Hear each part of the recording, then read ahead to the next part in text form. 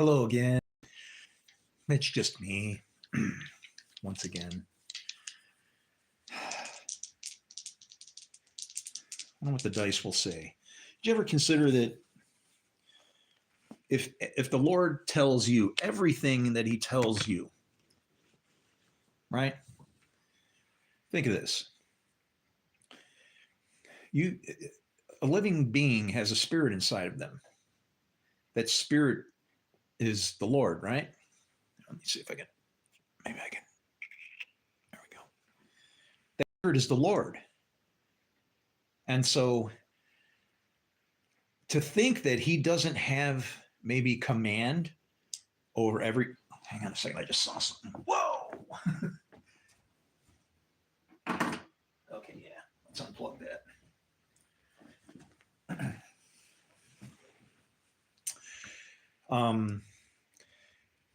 He is sending, when it says that we have a spirit inside of us, that life force is either obedient to Him or not.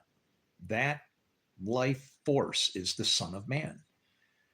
When it says things like, He so loved the earth that He gave His only begotten Son, what you don't understand is the earth is not talking about the world, okay? No, you little dust ball, that is the earth. Every little speck of dust, everything in this place to honor our Lord.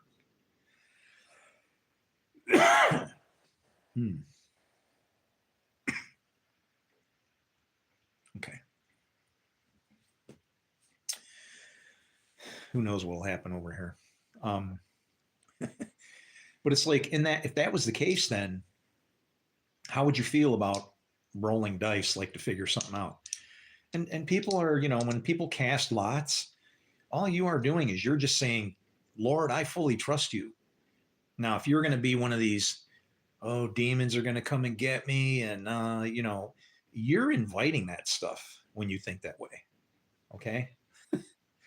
It's like if every choice that you can make is a good choice, well, I don't know then. What do you say about that? There's no such thing as a bad choice. And so then let's say you have multiple choices, right? I got to start picking like tribes or something, right? And guess what happens? It just turns into, let's see. Here, we'll use this one. Of mice and men. And it's like, I don't know. You roll the dice and then the numbers on them will so it's like, so I just rolled an 11 facing me and a 4 up top. What does it mean? 11 is not good. That's chaos. That's like could be an unmanageable beast. But you got to remember that even Leviathan gets a hook in his jaw. There is nobody that is outside the reign of our God, right? Then I got 2 that are facing you. So since I got a 5 here, we need something to drink.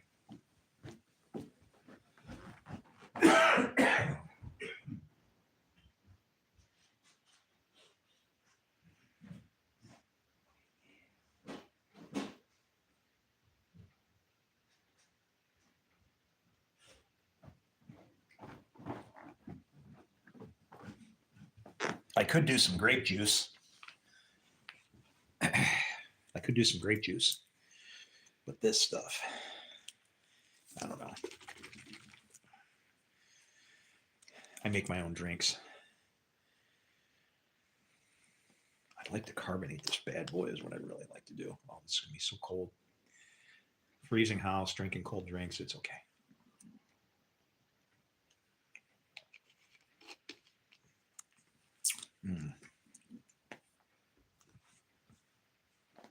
Okay. So facing you, since I got chaos on my side, you got a 1 and a 3. You get the Trinity. Purpose of the dice is to find out what God would want you to do. Up top, I got a 1 and a 4. That's a Trinity and a 1. That's a a good and a bad, actually. That's what we're going to discuss as always. Interior motive is always hidden in the center of the dice. Uh-oh. And that's who we got to conquer. This is all about man, the Son of Man. Okay? When it talks about that Trinity, okay? When it talks about that Trinity, and then they start to use that number 666 thing going on, that's because the Trinity either operates as one for God, or it operates as three. You're in charge of it. Okay. And so you, as being a man, your number is 6, but there are placeholders used when you look at with the numbers in the Bible. You have to look at them in thousands and hundreds and tens and ones. When you get into tens, hundreds, and ones, you're talking about God. You know, Jesus is what? They say his number was 8, or I don't know, and maybe Metatron would have been like a 9 or something, right? I don't know. But yeah, it's all irrelevant. If every choice that you have is a good choice and is going to serve God, you should do that with courage in your heart. Okay? Seriously. Don't be afraid. If you know it's a good work and it really, just do it, right? If you feel empowered and you're really being driven to it, don't be afraid. Okay? Do good always. However it is that you can manage to pull that off.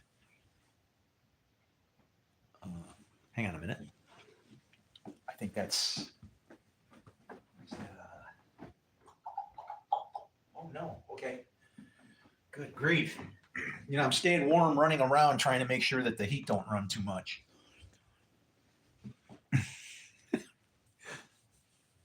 Hey.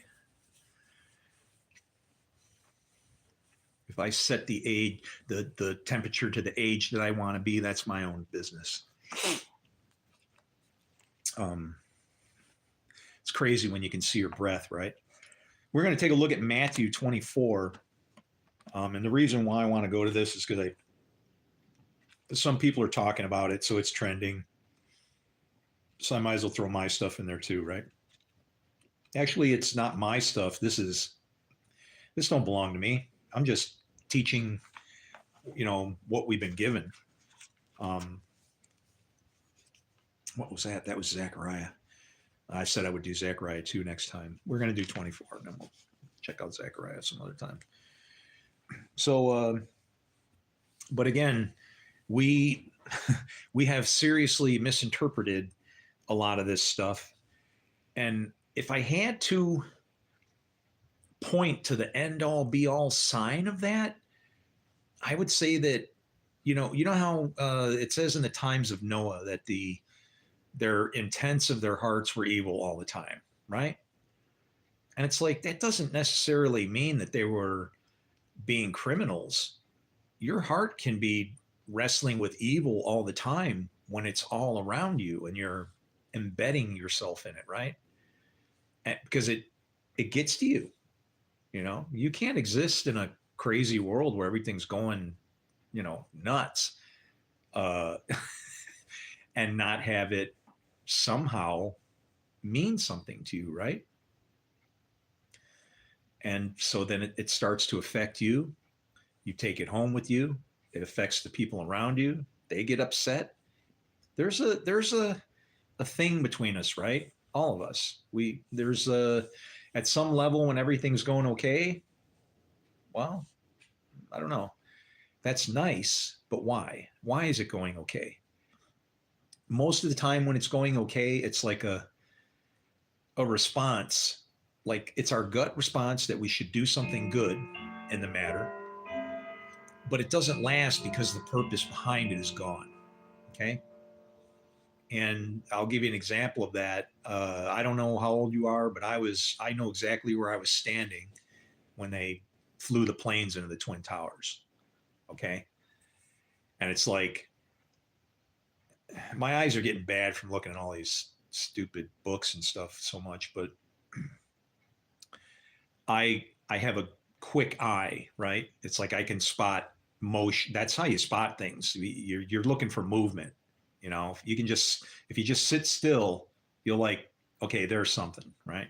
But then you get old and you get a little speck in your eye and it like floats around and so you're like, oh, there it is. No, no, it's there. Wait, no.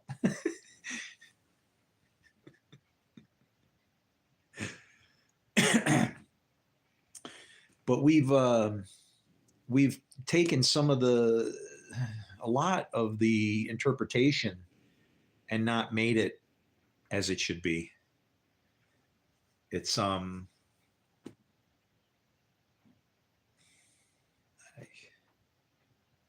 don't know. It's very, very, very troubling because I mean, the way I see it, you know, I'm feeling like I should have been born into a ready-made kingdom. This place should have been done by now. 2,000 years of what I know. If people would have, I'm not. Please don't compare me to anybody, any of your greatest of theologians. I listened to R.C. Sproul, and you want to know what he said? He said it. I don't know where evil came from, and it's like, have you ever maybe just looked at it and tried to figure it out if it's in there or what? And I don't know. I get encouraged when I find a verse in Isaiah that says everybody's reading something and they don't know it or understand it, can't see it, and yet it says in there what they have heard. So it's like, okay, they've already heard it, they've already seen it, but it ain't clicking. Do you really think that our God would show up and go, oh, forgot to give you this part of the Bible? No, our scriptures are all here in front of us. To It's different for me as with in my prophetic mode because I don't have the rights to say any. If anybody asks me how it's going, my answer is exactly as planned. That's all I can say. And I mean it. This place is exactly as it should be. And it's because of us. We don't understand what the Son of Man is. We don't understand that the Son of Man is inside you. The lost son that they're looking for, each of us has him inside of us already. It's like as if he's got his back turned around. We've got that defunct image in there. We've got Antichrist. It's either Christ dwelling within you or it's Antichrist. It's either or. Now, I want to, if you're watching this later, I got only one person, and God bless you, whoever you are. I pray for you. I hope. I don't know. I hope God empowers you to the maximum, but not so much that you go getting yourself in trouble like a goofball, because that can happen.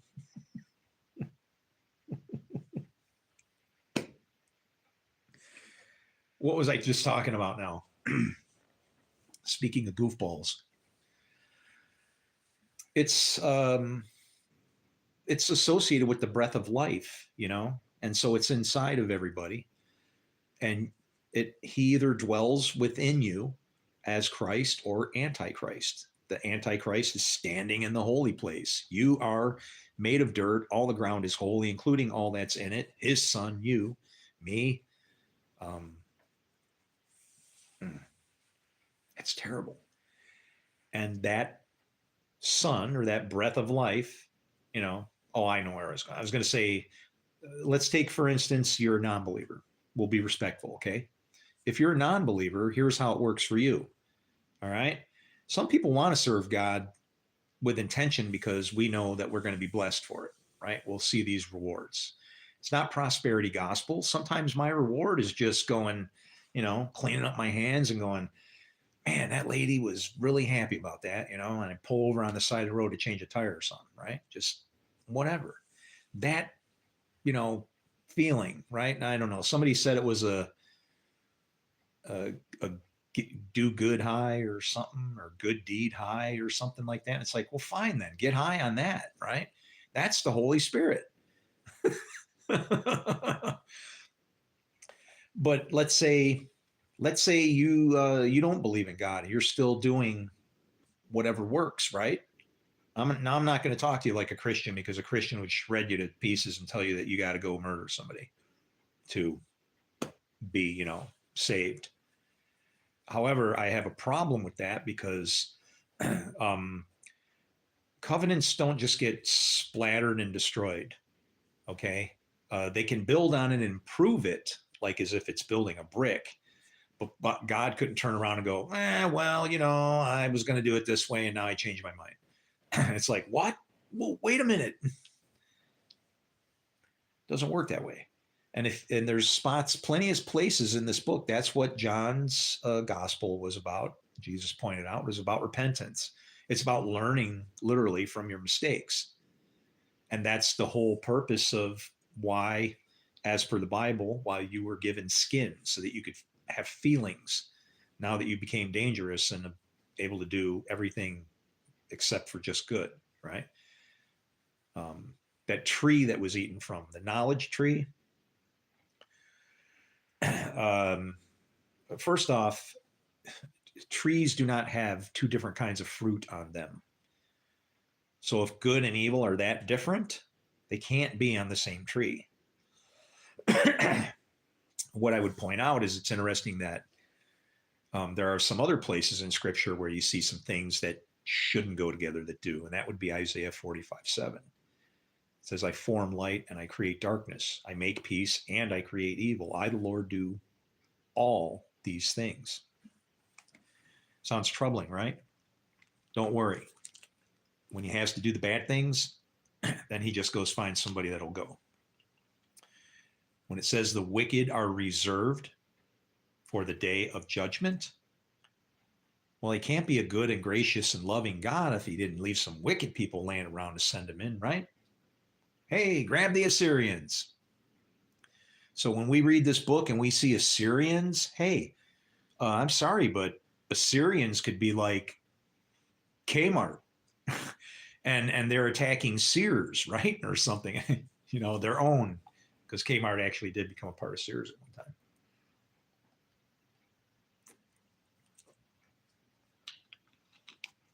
And it's all these misunderstandings.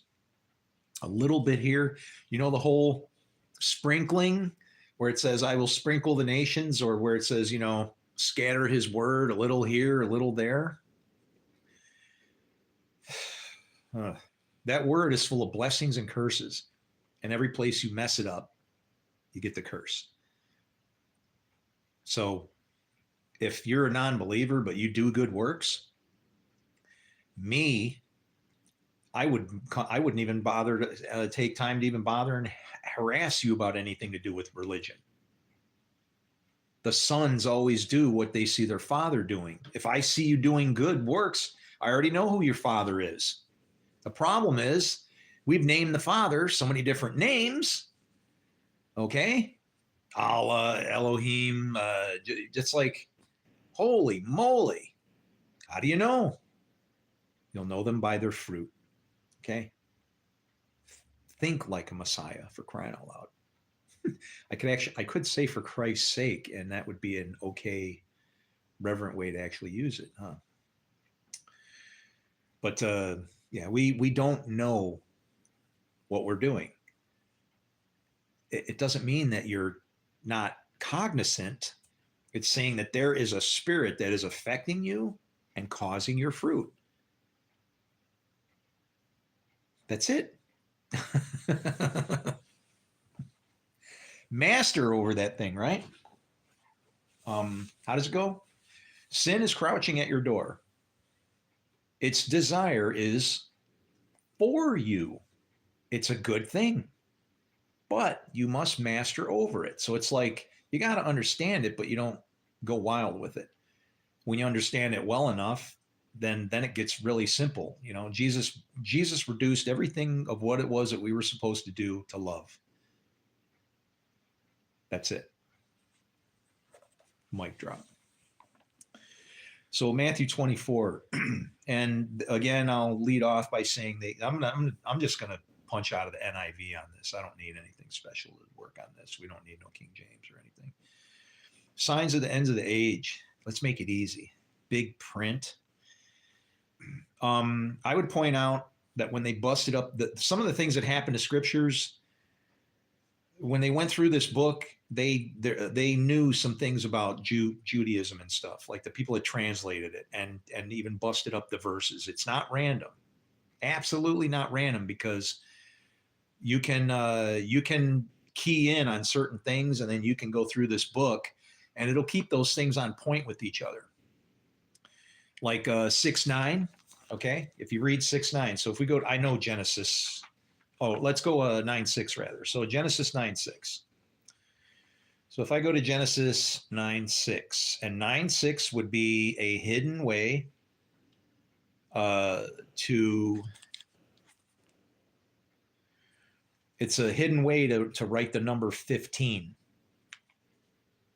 And 15 is a special number because it's a part of God's name, the Yod and the Hey. You're not supposed to do that. So they fake it with a 6 and a 9, right? Or a 9 and a 6.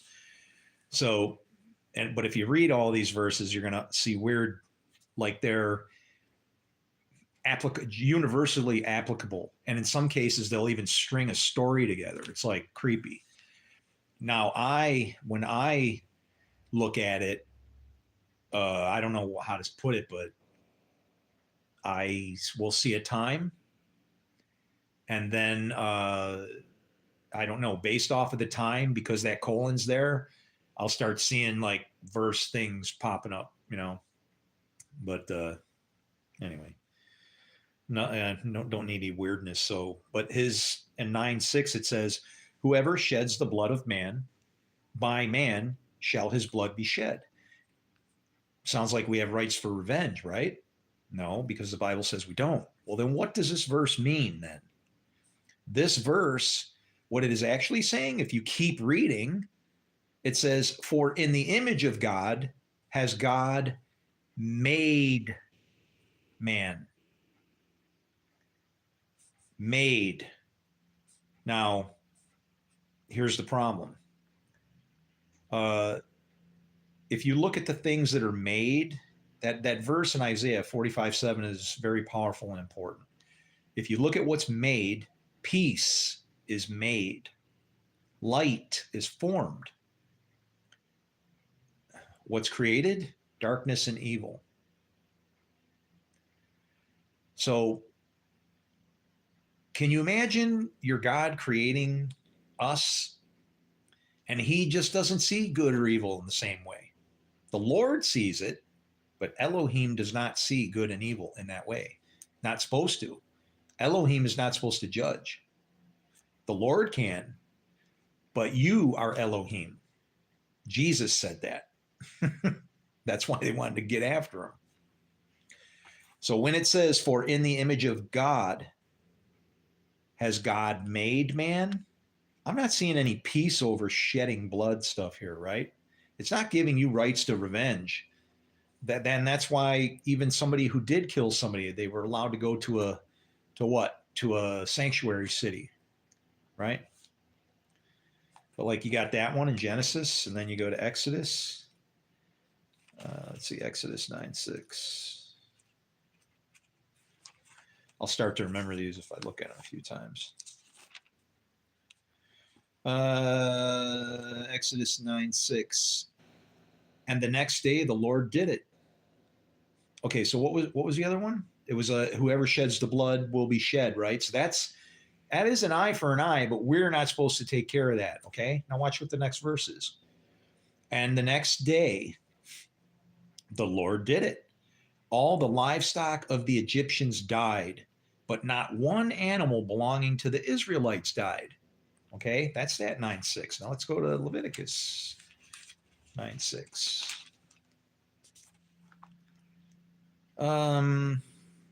Then Moses said, "This is what the Lord has commanded you to do, so that the glory of the Lord may appear to you." I don't see anything there that's rejected in the flow. And they chopped that. I don't know, man. They really went wild with this thing, because you'll find these in here like this. One key to knowing some of the chapters, like in Genesis, right? Like, what do you think Genesis 1 would be about? Okay. And then what is Genesis 2 about? It's actually the second creation day by the Lord. 3 is the fall of man.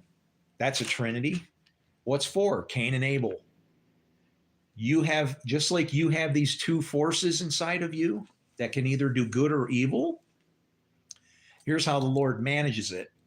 Those angels up on the top of the mercy seat, that's these are the 4 forces. Those wings are controlling it. This is the place where you have mercy. You go on either side, there's no veering to the left and to the right when you're sitting in the mercy seat, because mercy is a very strange thing. Mercy is partiality. Do you realize that? If you're shown mercy, somebody lets up on you, right? Isn't that giving you something that you don't deserve?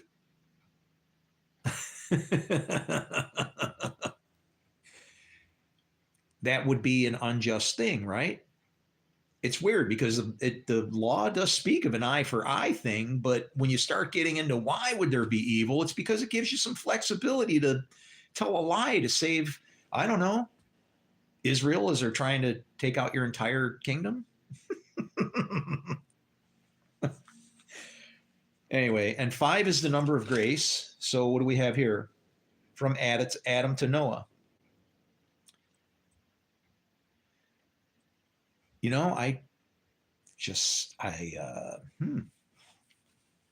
Let's see. When God created man,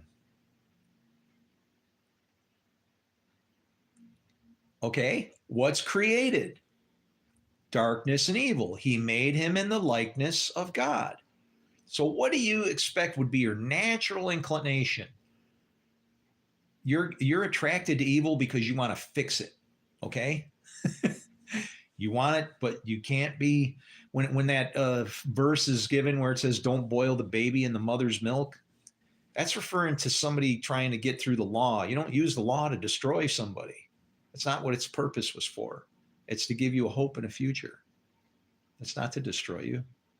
What good are you to our Lord if you're dead? Even if you were wicked, he can save you to go do something later, right? It's like everybody's serving the Lord right now. Some people are doing it intentionally. Others are just, I'm sorry, when you've seen the Father, you've seen the Son. You have to appreciate Jesus' teachings. But then what's the problem? We figured it out. And where's Jesus? When he appears, you will be like him, is exactly what that means. If you want him to appear, people better be, when they see you, saying, blessed he who comes in the name of the Lord. And what? We're trying to find a man or one person to be able to do that. When he came and made a covenant with the many. Wait, isn't that the bad guy? Wait, doesn't he have a 3.5-year reign? Oh, and he, what else does that guy do? He also, he conquers, but not by his own power. And that's where we get confused, because the scriptures will say that the Son of Man has been given all authority, right? Does God stop you from sinning ever? Has he ever just really stopped you? Like you're trying, you're over here like, and he's, come on, man, knock it off. Oh, no. You are ruler over your land. And I actually saw something in the 4 horses today, because it's, see it, these, the words that are written in here, they are actually working from both sides, hemmed in from front and behind. It's like, but you're not paying attention to the other thing. If you turn around and just, evil, you're doing what Adam and Eve did. They hid. Was there any reason to hide from God? Yeah, because they sinned. They didn't have any problems with hiding from him until they saw what he could do, huh? Don't touch the tree. When God created man, he made him in the likeness of God. So can you see what happens there? He created them male and female. and blessed them. And when they were created, he called them man. So what happens is we get put into one thing. Lord God decided that we needed help, and so he took the woman back out.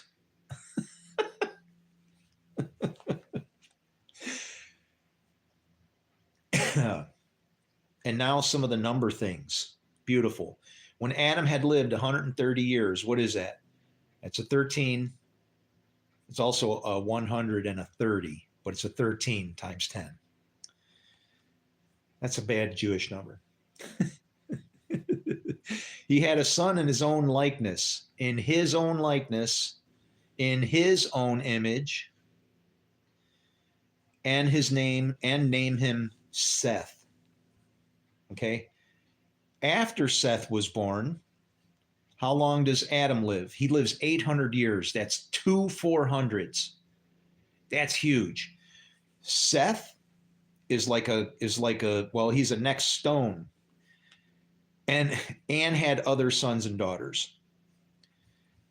But you look up these names, Seth, for instance, I can't get to my book, and you're going to see something.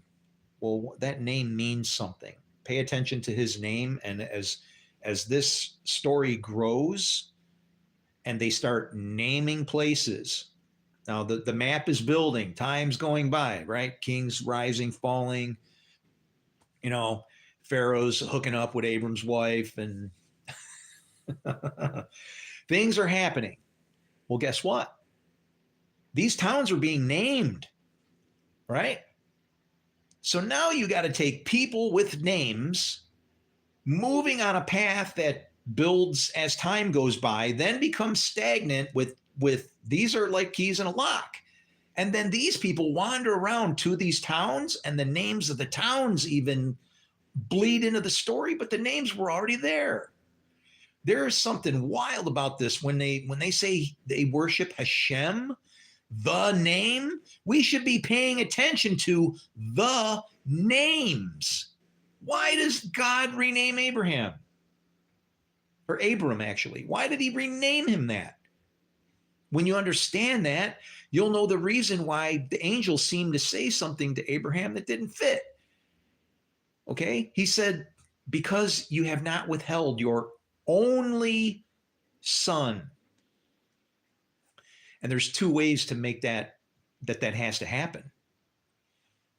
Because in order for him to sacrifice Isaac, remember that son of man that chooses to serve God or the other guy? Who would he have to sacrifice first? His choice, his son of man.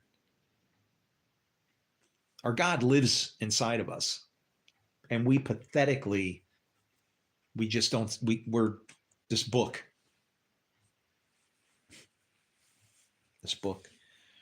And so Adam lived 930 years. So that's like 3s and 30s, good. And when Seth had lived what? 105. That's like 100 years and one little chunk of grace. He became the father of Enosh. After he became the father of Enosh, Seth lived 807 years. Okay. Each category you got to look at. So 2 400s and 7. All right. And had other sons and daughters. Altogether, Seth lived, now this is kind of weird, 912 years. But look at how Adam lived. See, Adam lived 930 because he's the one who brought a new Trinity in, okay, with that apple. He rebooted the thing. All right.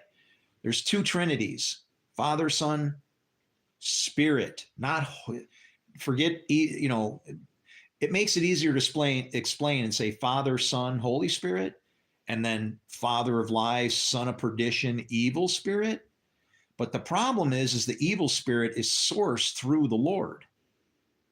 All the spirits listen, the spirits are obedient to the Lord.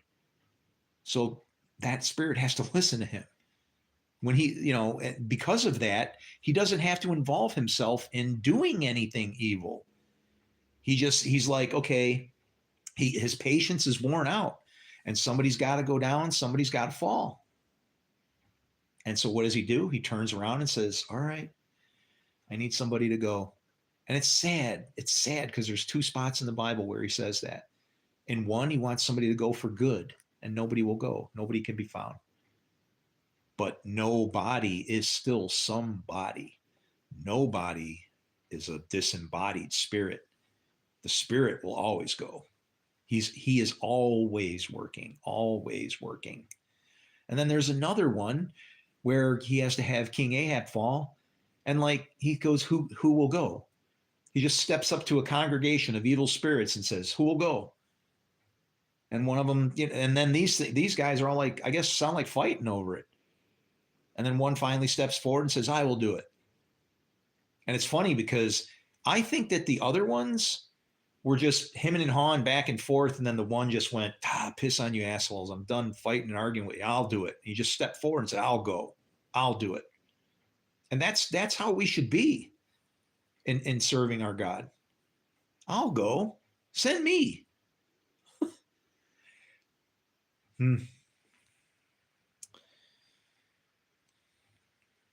But you wind up with 2 trinities, but they're linked in Isaiah 45:7 because he does it, but he just goes and asks who'll go, and then he sends you, and he knows it'll.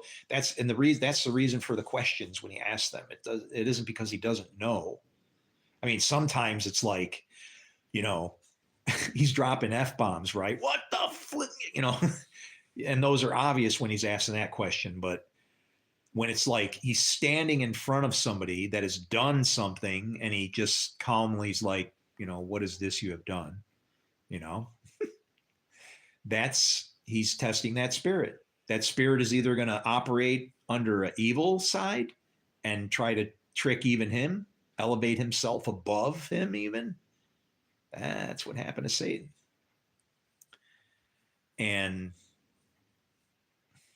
Or it's the other way. Going to be obedient and listen. And all from one spirit. But from that one spirit stems 2 fathers,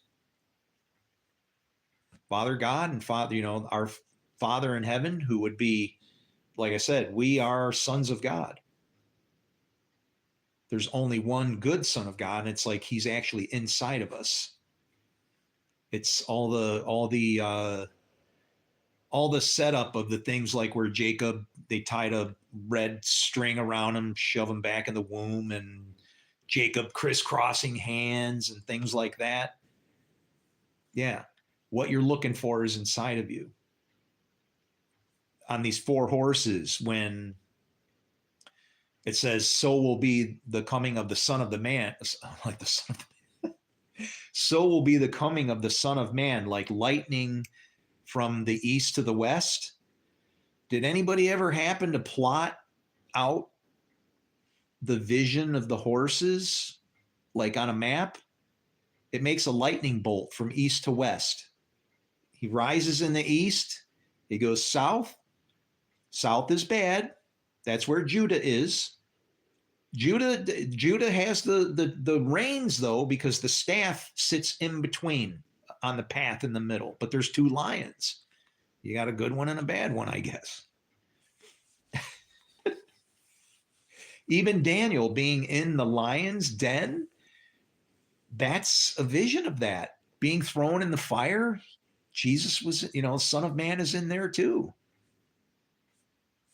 You're in that fire, if you are doing wrong, the ones who built the fires were consumed by them. And that's why we're supposed to be agents of peace. Altogether, Seth lived 912 years. So that's like 900 and then a division. Okay, so he's got a 12 there. When Enosh had lived 90 years, okay, 30 times 3, he became father of Kenan. And after he became the father of Kenan, Enosh lived 815 years. Very strange. because you got a double 8 or a double 400, and you got that magic number 15, which is part of the 1. Thank you. It's just my clock in the background. I understand this book so good. It's like you could prompt me by throwing pots and pans down the stairs, and I'd work it into the sermon somehow. I'm trying to teach you something very important. 815 years. That's 2 400s and then a 15. That's something. Something's going to go on here, right there, just with that. All right. And had other sons and daughters altogether. Enosh lived 900, and there's our 5 again. That who was it? It was 105 years. That was Seth was 105 years. So now we got 900, and at the end of it is grace. So this is a finish point. Okay. 15 shows up, then a finish point because you got a 9 and a grace number. Then he died. When Kenan had lived what? Oh, he found the 70th week. Look at that. 70 years. He became the father of Mahalalel. We're gonna look. That's the 70. We're looking up that name, Mahalalel. What does that name mean? Mahalalel. Well, here's here. See, I'm like, wow, yeah, that's how I am, man. I'm on board. Whoa, did you see what? Okay, they're just dice. It doesn't mean anything. That's a lie. It means something to me. You don't have to worry about it. 70, Mahalalel. Okay, so Ma. Here's what you can do with Hebrew. There's little words in here, okay? When you see ma, that means what? Okay? Ha, ma ha is like what the.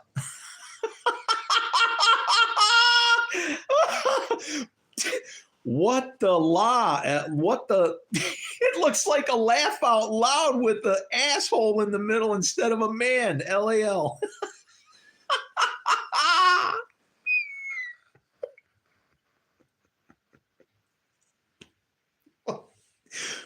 I'm laughing because it's like, you should follow the law because it's due to honor me. Is that DUE or DO? Then there's the book of Job, a prophet called I'd do. The book of Job is about Satan's job. Oh man, there's like tons of them. It's like, what? And that's what's weird. This would only work in the English in the English language. And so, when did the English language start? Is it that we're waiting too long? We're behind times? I don't know. We just went through a 400, 1620. We put a hook in our jaw with a Mayflower Compact. You get 400 years when you pen your stuff out. Anyway, let's go see what the dictionary says Mahalalel means. But it's going to be something what God has done or something, or I don't know. 70. Mahalalel. 70.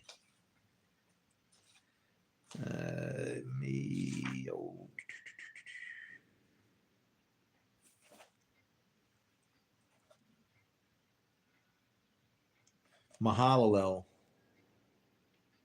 Praise. Well, that's Mahalalel. Is he Mahalala or Mahalalel? It's Mahalalel, right?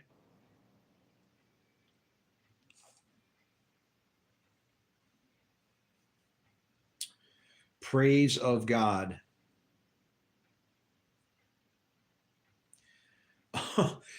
In the Strongs, the number is 411.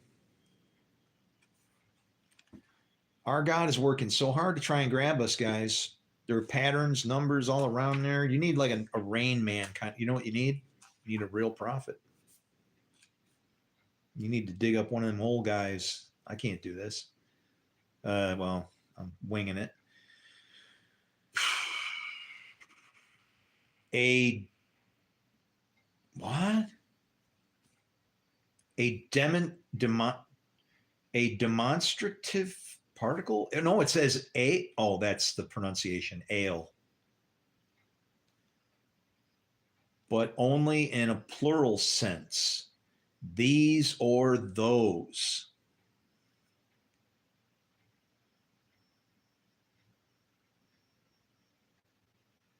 Compare to 428, which is ale. These are those, other, one, sort, so, some, such, them, these, as in the same. They, this, oh, these says same. Plural sense, if they're saying plural and those are the same, but this is these, then the plurality, if it's defined as plural but still can be used as same, then this other one has got to be for in a negative sense, like they're opposing to each other. So Mahalalel. And what happened to Mahalalel's kids? When they had lived how long? 60 and 5. That is a bad number because that's man's number times 10 and grace. I lost 17 friends on a helicopter with that number on it. I was asked to go on that flight. And then my gunny, right after I said yes, because I may have a child in Korea. Well, he wouldn't be a child now. She, they, I don't know how many, right? Could be twins. I don't know. And I wanted to go. And yeah, I had an equipment failure with a lady of the night. And I, unlike other people, reached in my wallet and gave her my photo ID so that she could find the father's child. Or the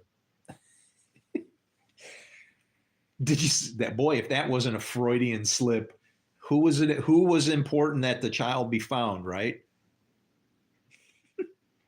And who are they trying to find? The father's child. It's important that the kid knows who his dad is, all right? Because I love him. Or them or they, right? I don't even know. There might not be anybody. But my gunny said, you know, he immediately after he asked me if I wanted to go, I'm like, yeah. You know, if not the hell out of me. I was like, all right, I don't want to go. My kid ain't worth it, you know.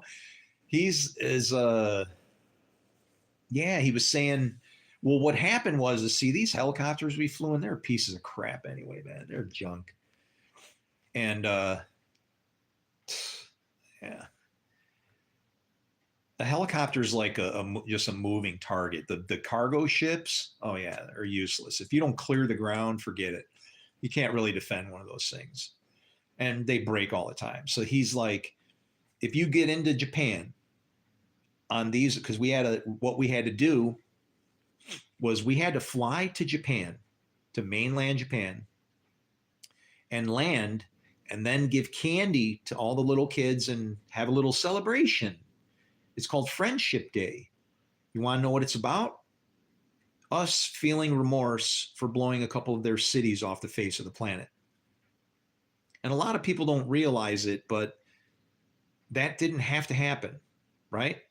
Now, I would like to think that Japan would be honorable and not. I don't know why Japan entered the war. What was the point? You know, it was kind of crazy.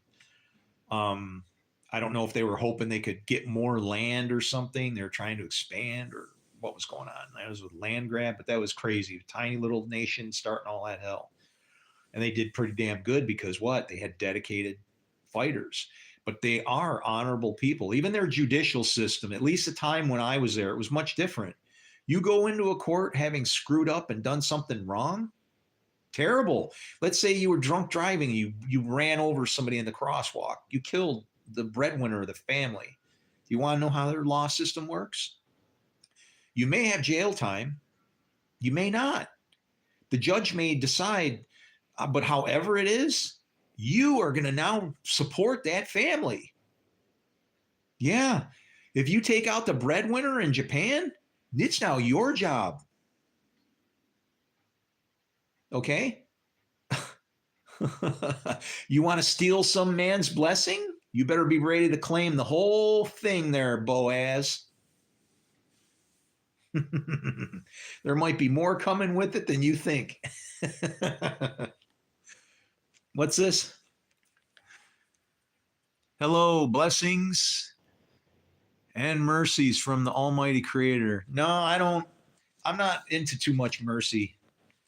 Um, I unless it's going to be helpful to His cause.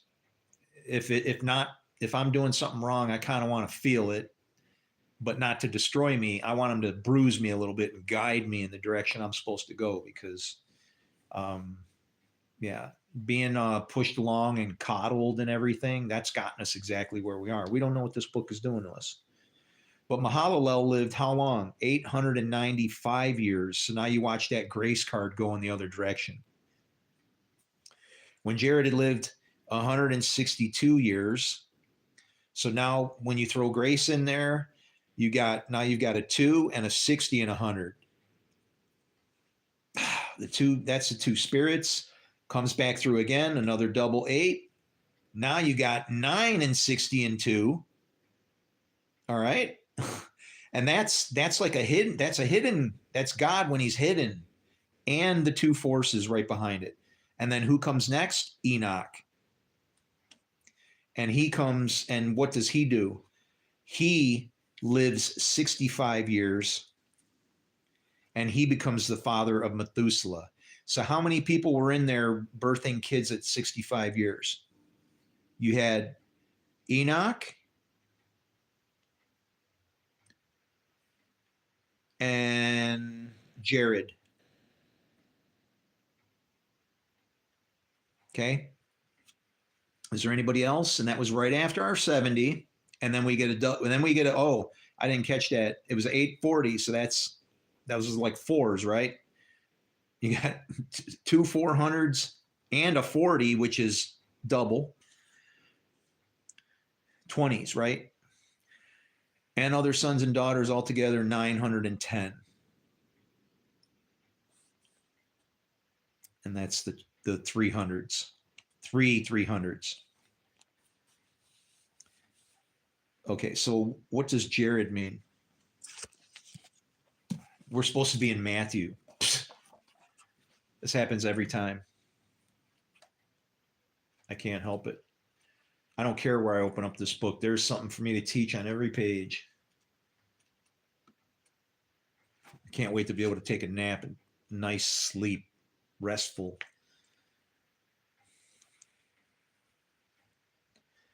Rob peace from the earth indeed. Jared means descent, like to go down. Okay. So Mahalalel, which meant God praised God.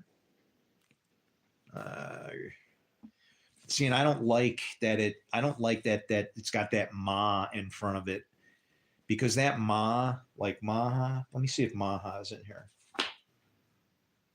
It just looks like it's got brother in the middle of it, but that is usually should be at the end of a sentence to make it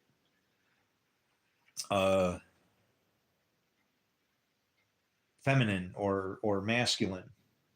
And it's funny because any word that ends in AH in Hebrew is feminine, but if you separate that word from the word that it was attached to, the word AH means brother. So it's like you have a woman that's a brother unless she's attached to somebody else. So what is that then? That's like, if you're attaching it, that's the same thing as saying if the woman comes out of the man, right? Anyway, let me see, maha, and honestly, I'm waiting for somebody's going to give me a link, and they told me I'm going to be able to learn Hebrew in about like a week. So I got that going for me. But then what'll happen is I'll find out that I'm too old. I don't want to. You're right. Wah, wah, wah, wah. Crybaby. I ain't a crybaby. I'm done crying. I don't want to cry anymore. I've had enough. Mm.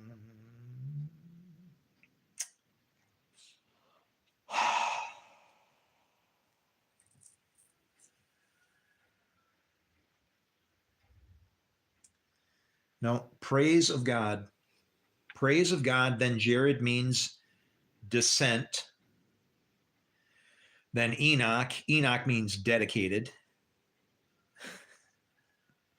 which holy means dedicated. See, Enoch's an interesting character because, the vision is that he went up in flaming fire and all this stuff. Well, that's God's pillars. He went up in this word. He was translated. He was so into this book, he didn't even exist as him anymore. And I'm getting there. I can't, it's weird. It's a very strange thing to have God like give him just, have it. I trust you. I trust that your purposes are good. If I don't surrender to you and give you access to everything it is that I have, own, whatever, I'm being like Ananias. Do you remember what happened to Ananias and Sapphira? Do you remember what was said to him? He said, "Why did you hold back some of the land? That's you and I. We're dirt." And he said, "Why did you hold back some of the price for the land when it was redeemed, right? Why did you keep some for yourself? You were still going to have access to the land, right? I'm still living here. You're still going to have rights to do for the provisions of it. Well, I can still control it and make it do what I want it to do. It's just that instead, in being translated, you're surrendered. You have become the Word made flesh, and that's Jesus. But that's also in Judaism. There's a book called the Tanya where they talk about this. It's called the man made of words. And then like you could, how they put the little box behind it to give you an idea of what they're actually saying. And it'll say of the Torah. And that's what we're supposed to be. All of us. We are already, and our God lives inside of us, but we've taken our God and taken him, put him outside and in outer space and in demons and statues and everything else. He lives within us, okay?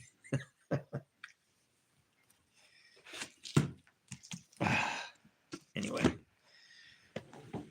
I really should get to onto, and that's my nickname, by the way. I used to have the nickname Job, and then my life became Job's. I lost everything. I lost my home, my kids, same situation, kind of miserable wife, curse God and die. This woman actually told me, she wanted me to give up my studies and everything. And I'm like, she said, "I want you to love me more than God." And I was like, whoa. I was like, who, Satan? I didn't say that, I didn't, I held out my hand. I said, if I had, I love you one snowflake less than God. I said, do you know how long that would last if I tried to hold it in my hand? Just to maybe let her know that I couldn't love you as much as I do. I'm willing to die for you, according to what I know and the way I should be as a man. Damn right. And because of this, and you blow it out, I couldn't stay there. I was just like, oh, this is really bad now, right? What am I going to do? And so I had to find a place to stay. I started calling around and like to churches. Hey, can anybody give me a place? I'm on a spiritual problem here and I'm being attacked, whatever. No, sorry. They wanted me to go downtown Chicago to some St. John's hotel where they make you listen to a sermon and then they give you a meal and then some place to sleep or whatever. You know what I'm saying? For people that are, it's like, dude, I'm part of your church. I'm not just I'm sent, okay? Wake up. Let's go to Matthew. That's Zechariah. All right. So Matthew 24. I think you will appreciate this. So it's about signs of the ends of the age. And again, when they put these subtitles in here, Don't let them box you in. There might be more, than beyond this. That's our problem. You see that subtitle? Oh, that's what it's about. And you assume that just because somebody could, I don't know, sit in some sweaty ass building behind I don't know what they printed this on. I doubt it was an AB Dick, but put it, say they print it, however they printed this thing, or the person just decided to do it or thought it should be there. I don't care if it was a doctor. The words can mislead you. Even right in Genesis, when the serpent says that, he says, did God really say? He didn't say really. He said, surely. Surely and really are different. They're kind of like made and created. Peace is made.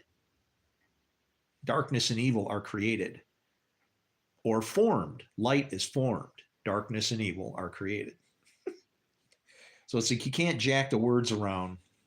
They will have an effect, even if somebody makes a little bit of a mistake, right? So Jesus left the temple and was walking away when his disciples came up to him to call his attention to its buildings.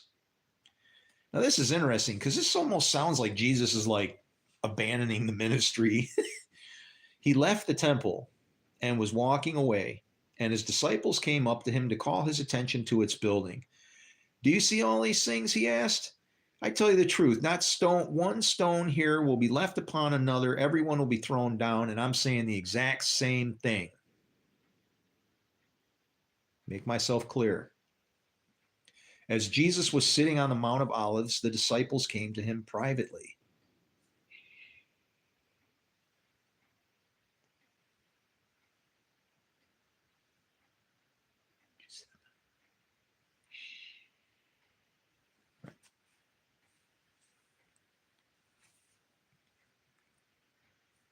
Tell us, when will this happen? And what will be the sign of your coming in the end of the age? Okay. Tell us, when will this happen? And what will be the sign of your coming and of the end of the age? Got a few different things going on here. You want to know when? When will it happen? What's the sign? And of the end of the age. So, end of the age. As a Jew, we see that time is in like capsules. Okay. And they wanted to see that time end and the next time begin. In the book of Daniel, where they've conveniently decided that that's 3.5 years, that word, that phrasing there, that times time, what is it? Time times time and a half a time or divided time. That doesn't necessarily mean 3.5. It could be 3.5, but all it's referring to is if you take a full time and then a specific prophecy out of this book, and when Jesus said all the prophecies had to be fulfilled, okay, that's what, when he said I have to fulfill them, what it was he couldn't sin on the way out to break any, like even vengeance, right? He'd be breaking Genesis 9:6. That's what he wrote. He wrote 2 laws on the ground when they were going to stone him. Okay, he wrote Exodus 21:12, which says, whoever strikes a man so that he dies shall be put to death. And Leviticus 24:17. And see, can you see the numbers? 21:12. You got 2 going into 1 and 1 going into 2. And the people that wrote the book did that. There were no numbers in these scrolls and stuff back when, right? And Leviticus 24:17. 24:17, that's like huge, because 24, that's like a stamp of holy mo. Oh, and this is Matthew 24. Okay, very important. That 24 is like and 17, we call that God's number of crushing victory. So it's like 15 is again, the numbers Yod and Hey are in his name. They equal 15. The two that's added to it refers to the two forces, good, light and dark, good, evil, everything, all things. Yeah. You just tangled with, never mind. You don't have chance, that 24. Um, all right. But 24:17 says, uh, whoever strikes a human being so that they die shall surely be put to death. Okay.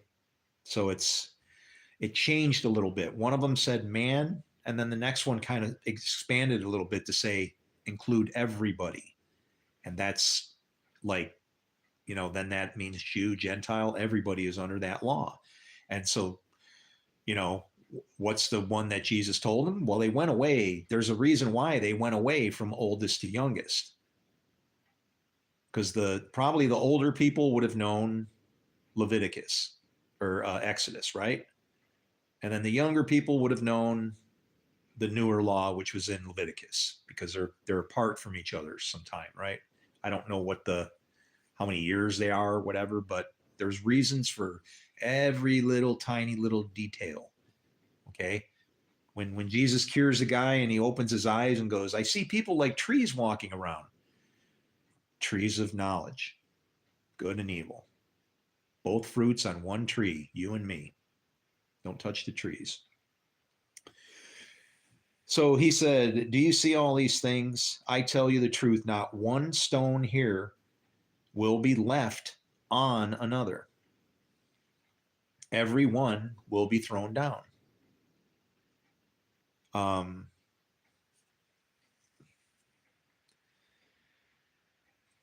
You and I are considered to be building in this book. We take on many different roles, everything from sheeps to goats to building devices, birds, okay, donkeys.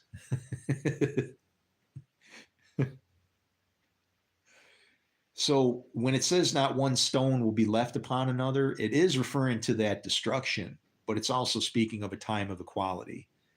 In other words, nobody is above anybody else. We're all just equal. As Jesus was sitting on the Mount of Olives, and that's your two witnesses, your two olive trees, the disciples came to him privately. Tell us, they said, when will this happen? And what will be the sign of your coming and of the end of the age? And Jesus answered, watch out that no one deceives you, for many will come in my name. Okay? Now, when people read that, I don't, whose name do you come in? Would be my question to you. Do you come in the name of the Lord? I do. That's who I work for. That's a choice. Okay. Like I said, you take on many forms in this thing. You are literally the altar of dirt that the spirit gets put in, but then you're alive. Then you're on your feet. You're the sacrifice. You're the altar, as far as you're concerned, till the whole heaven gig kicks off, right? Watch out that no one deceives you, for many will come in my name, claiming I am the Christ.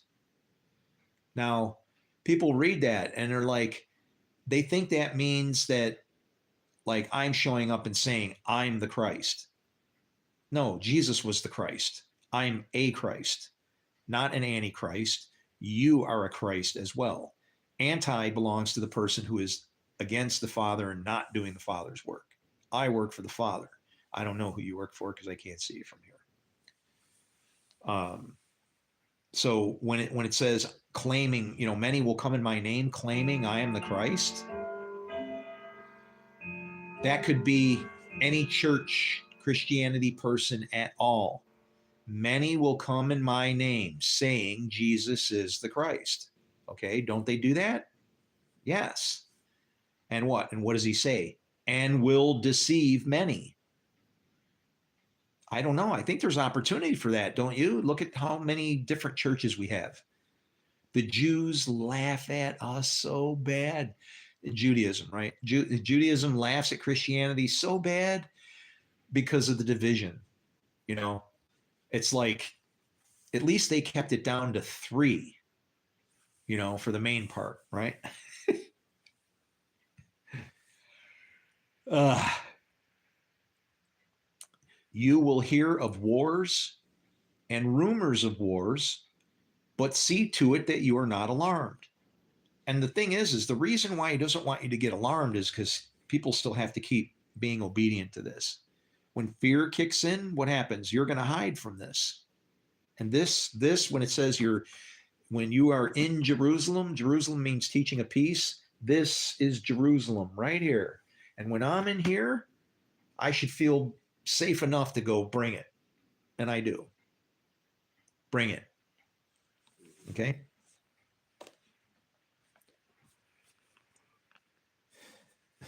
You will hear of wars and rumors of wars, but see to it that you are not alarmed. Such things must happen. It's just part of it, right? Hopefully you're getting some of it. Like when it says the wicked are reserved for the day of judgment, he keeps those kinds of people around so that they can do this stuff when it needs to happen. All right? But the end is still to come. Nation will rise against nation. That's you and me. That doesn't have to be, and when it says you will be a great nation, that's a person, okay? And kingdom against kingdom. It will always be kingdom against kingdom because those two kingdoms of light and dark,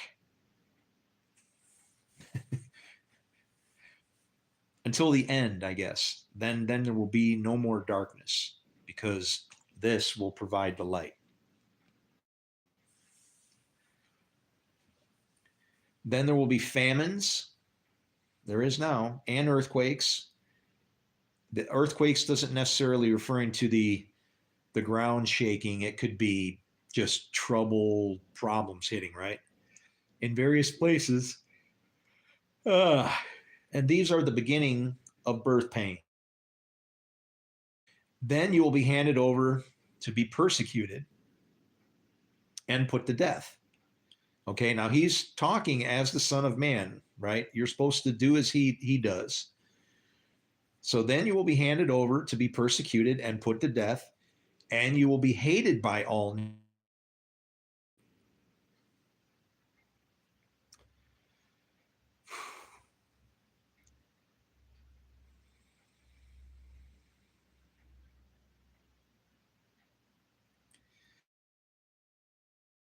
At that time, many will turn away from the faith.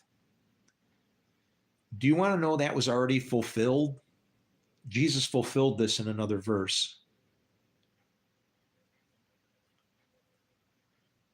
Okay, then you'll be handed over and persecuted and put to death. Now remember, being put to death doesn't have to be any more than people hating you in their heart. You're murdering your brother in your heart, but we read this and it's like, I'm going to get killed. No, it just means people are going to be giving you a hard time. Okay.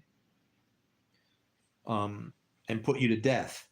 And you will be hated by all nations because of me. What? Why?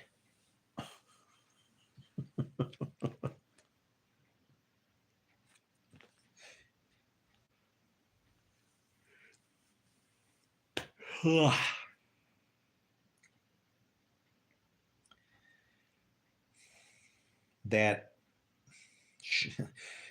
you know how I say they chopped up the Bible and did things to these scriptures. I wish that verse wasn't in there because I know what it really means. Okay.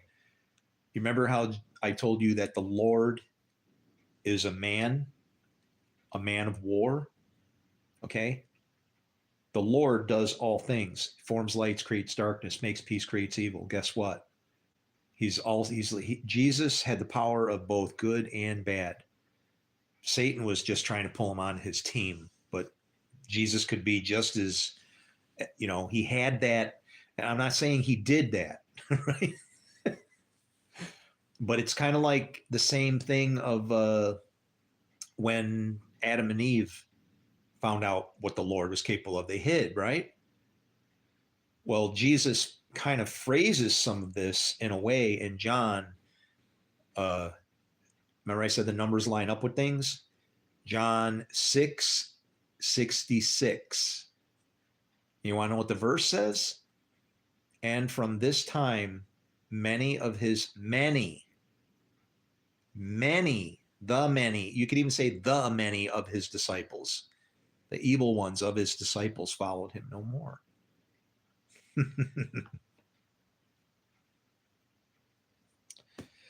So nation will rise against nation, kingdom against kingdom. There will be famines and earthquakes in various places. All these things are the beginning of birth pains. Then you'll be handed over to be persecuted and put to death. And you will be hated by all nations because of me. Now, if John was baptizing with water and Jesus is supposed to baptize by fire, at that time, many will turn away from the faith and will betray and hate each other. Seeing right there, you just, that's a breakdown of fellowship because you couldn't understand that it's a hard thing. I mean, if plenty of people are gonna, people probably look at me and say I don't know what they say, right? And I don't care, but I'm certain that people are saying this is a bad guy, or there might be other people that are saying this is a good guy, and it sounds just like what's going on in this book, right? It's exactly what happened to Jesus because I can see exactly what he was trying to teach, and I'm trying to bring it to you so we're gonna feel like, oh boy, we ooh, oh God.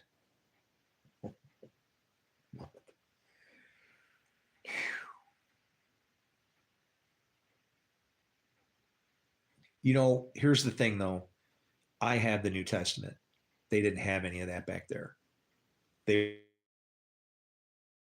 me with you with no scriptures and me trying to tell you that the Son of Man lives in you and he can only serve the. I mean, you'd have to remember it all out and how he was teaching, and I guess that's what they did, right? I mean, I don't know.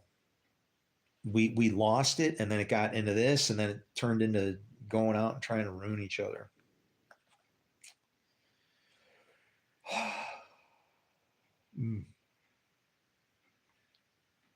And hate each other. And many false prophets will appear. And let me tell you about being a prophet. All right, I'm done. Somebody's going to start attacking my connection again, so I'm going to say goodbye.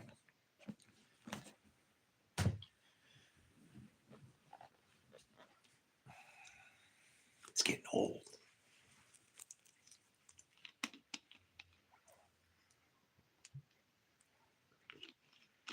When are you going to curse them, Lord? When are you going to lay a curse on these people that are attacking your servant? I've had enough. I'm trying to do something here. These people are frustrating me. Can't you poke a few eyes out, break a few legs? I know you have already. And I don't want you to be harmful. You know that's not my intention. You know my heart. You know that my intention is pure and good and just. And I will serve you to the death. It's the only way I can die feeling like I did everything that I could. I only breathe because you gave me your spirit. My whole life feels like some kind of a movie script. It all just aligns with this book. I mean, yeah, can I reason with them from the scriptures? I don't have to tell them about me. I can tell them about themselves. Because we're all alike. We're all the same down here, wherever you are. Please help me. Take them out.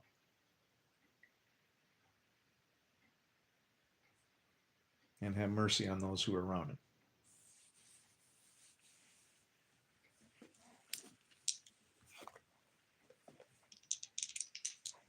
Dice. What are they? A 9. Up top, we have a 7. I have a 1 and a 4 facing me, which is 4 spirits and the 1. Okay. And what's in the middle?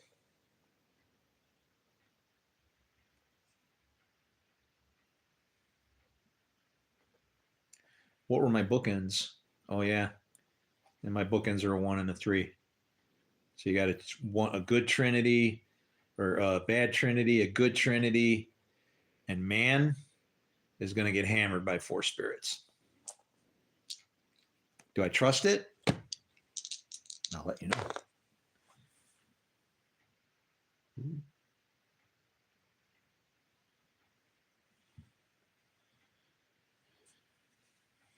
All right. Man, I thought I was going to be able to put a few bucks in my pocket. I have 2 of the rarest pennies, and they stopped making them. It doesn't mean anything. These were made long before they quit making them. So, but it's like, I don't know what they're worth. $12.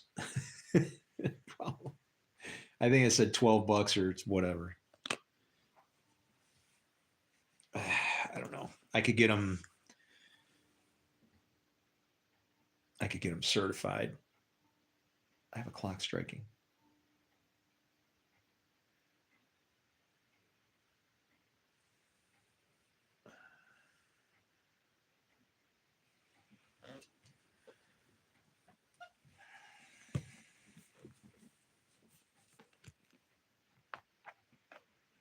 I'll keep trying, Lord.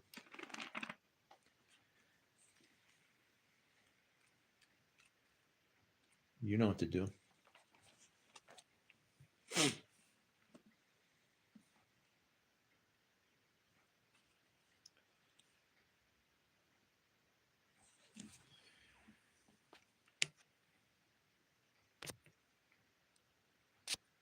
Come on, you miserable. Hi. No. God.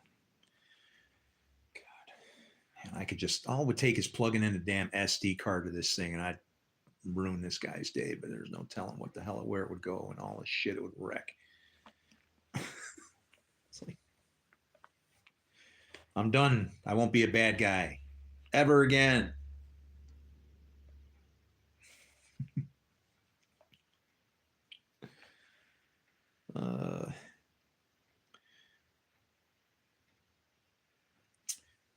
Then you will be handed over and persecuted and put to death, and you will be hated by all nations because of me.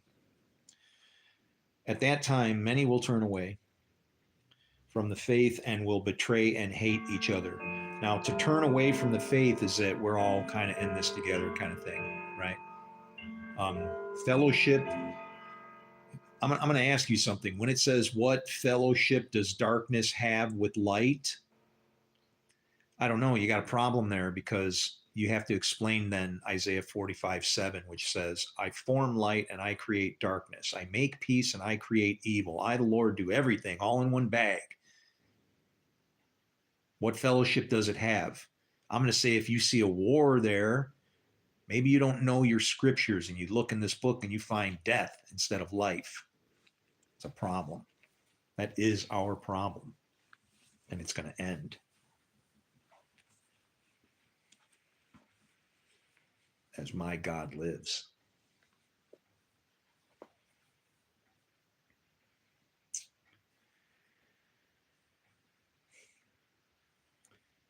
At that time, many will turn away from the faith and betray and hate each other, and many false prophets will appear and deceive many people.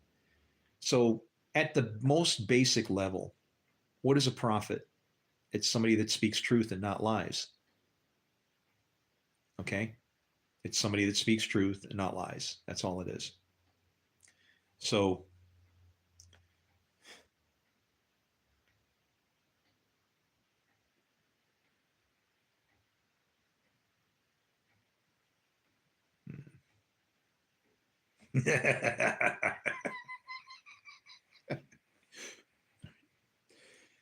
yeah, and the intents of his heart was evil. Stop. Okay.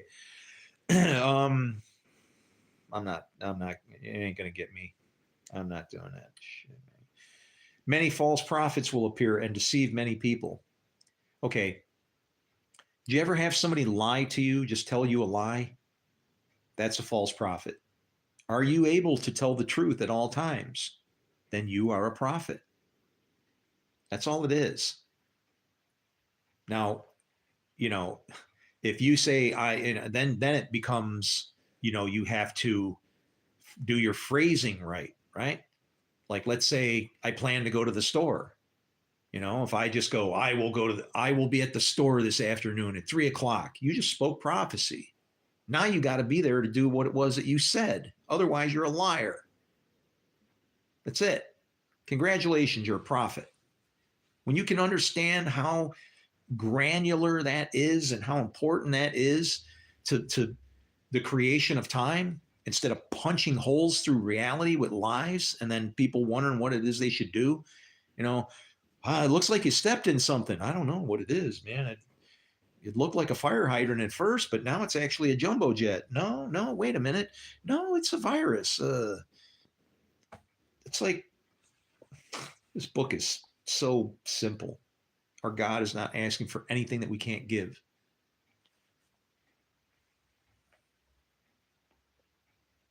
And I said it that way, anything that he can't give, because he's going to get it through us. He's going to live through us.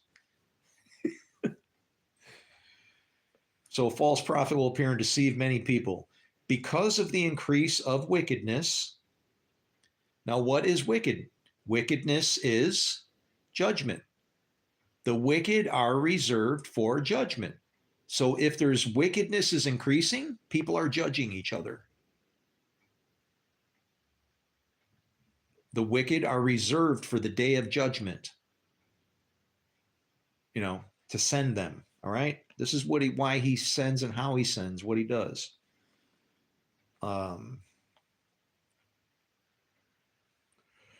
Because of that, the love of most will grow cold.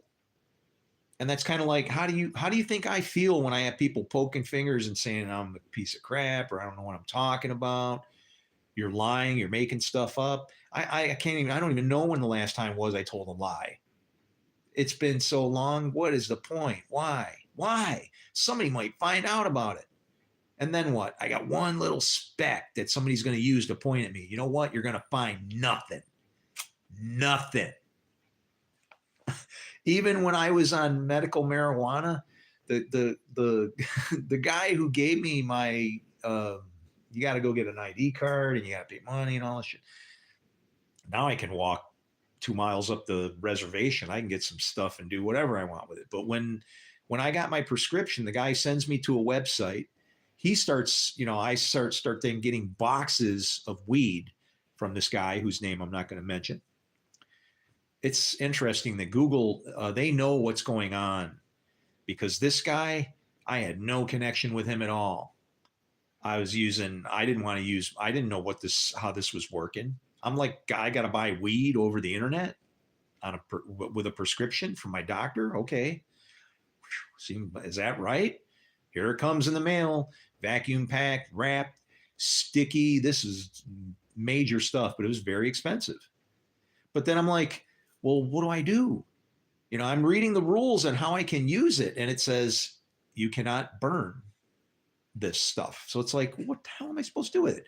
All you could do is vape it. And like, unless you were going to go buy vape pens from there was these guys called MedMen. Oh, wow. Shit went down on that guy. He was raping us, man. It was like, it is what it is. But I had a sciatica. I didn't want to get, Addictive personality. Look what happened. Bible. I didn't want to be like some other people in my family that have had problems with opiates. Okay. I had a brother that was on heroin. I got nephews and all kinds of people they gobble up pills. And it's like, not me. Not me. You want to know how many drugs I take over the counter that man makes? For the first time in about 4 months, I took 2 aspirin last night. And it's because I'm sitting sideways like this, my sciatica, the very thing that I went on, did cannabis for, is I'm aggravating it with the way I'm sitting. But I love you. Anyway, so it's like I do by the rules, okay? You want to know what I've done in the past? Hey, I'll tell you flat out, you know, all of it. You bring it up, I'll confess to it. How's that? If you haven't heard about it, why are you judging me? Because he might do again, right? No. Sorry. The things that I did that were illegal, I did to survive. Like when I sold drugs in high school because I was homeless, because the people that were supposed to have me living in their house threw me on the street. But conveniently, we're still getting the checks that were coming from my real father's Social Security money because I was a survivor. Actually, not even a survivor. I was a dependent. I was a dependent of his. And that's funny because, you know, he could have been a little upset that that's messed up, really, when I think about it. Oh, man, I feel bad now.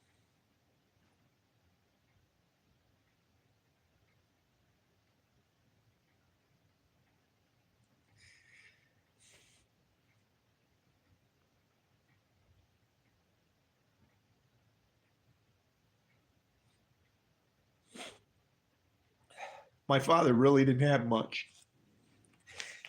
And I didn't know him. I didn't know him. I never knew him.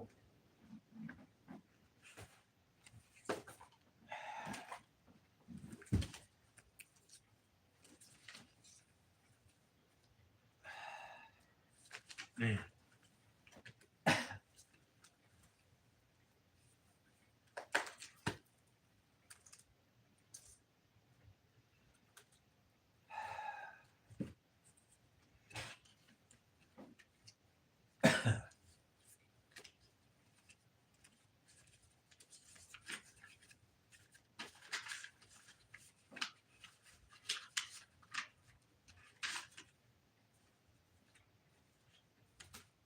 I'm trying to find some pictures of my dad. I know I got some here somewhere. I got a picture of him somewhere. Let me find it.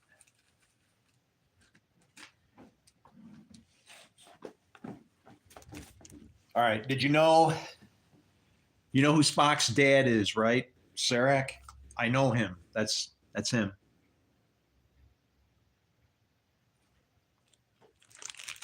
Uh,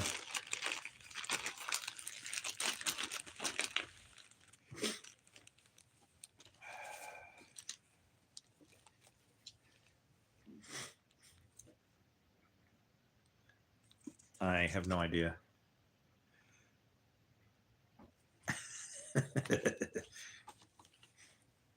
Oh wow. This when I got married, um when I got married, they found a hole in my side, like as if I had been stabbed with a spear. That's a picture of the hole, the wound. They had to plug it and then they had to fill it. You have to fill it with gauze from the inside out. And so they had my wife actually, I would put a sock in my mouth and bite on it because it hurt like hell. And she would take a thing and plunge. She had to poke gauze in there, like, you know, a good 15-inch piece of gauze.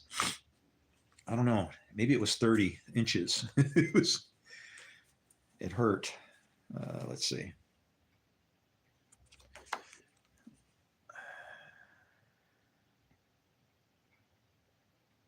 November 97. All right, you see it? All right, that's me. At the Garth Brooks concert. You know what? I despise that guy now because he had a nice wife, and then when he started on his tour or whatever he was doing, then that was when he hooked up with that other lady. And you know what? When I found out about that, he died of cancer right after that.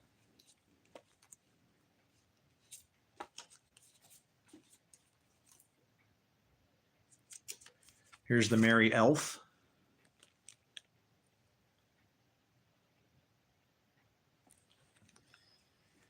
Man, I'm young in these. Huh.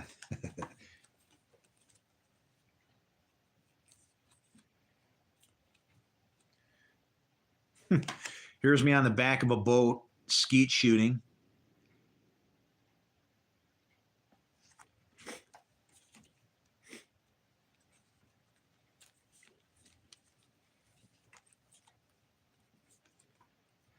Here's a motorcycle of mine. Don't mind the headless woman. That's my first wife. The one where they found the hole was actually my second wife. The first one was Lilith, man. Whoa. She was a lot of fun, though, but just too much trouble to be worth it, really.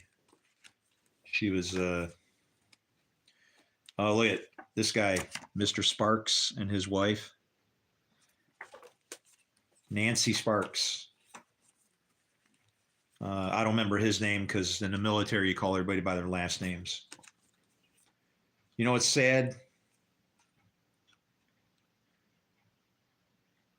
And that one chick was damn hot, wasn't she? The woman I was married to. You see the guy with the white shirt and leather jacket? That's me. That's her husband. You see all those other guys there? Okay. Well, the two on the ends, the one on my left or on this side, he's gay. His name's Gil. And the guy on this guy, I don't know what he was. His name was Ken. They call him Kentucky. He had a thick accent. And then the other guy on the far end, he was gay and boyfriends with the other guy on the other side. See the two people in the middle? They're both named Chris. They both slept with the same woman. One of them had rights to do that. One of them did not. One of them is now dead. He dropped dead in his driveway at the age of 24 of a heart attack, playing basketball with his daughter. The Lord had spoken. I took this picture and meant to send it to my buddy Rudy. He has his father's Mexican and his mother was Irish. So his name was Rudolfo Patrick Garcia. And this was a place down the street from me, but it's called Garcia's Irish Pub. It's kind of funny. Picture me in a race car, picture another race car. Me and a dog sleeping on the couch.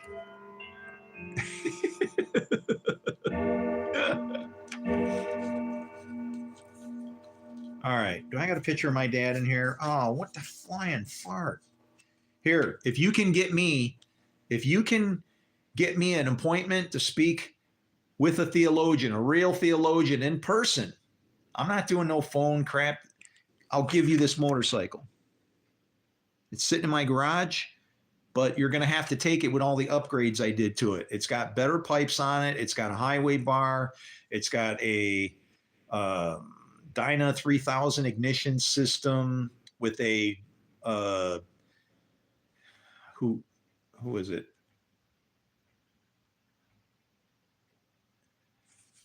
it's got a big air kit. It's got a Barron's big air kit for the carburetor. The carburetor has been jetted.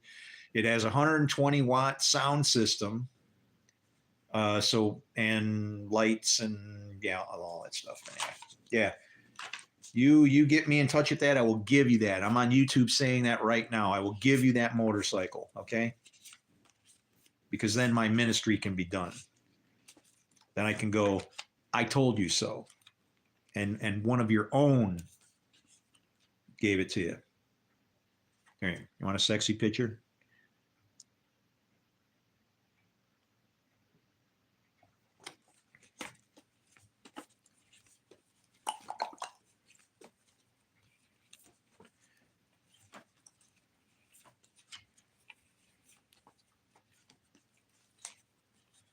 What is it? It's New Orleans. Oh.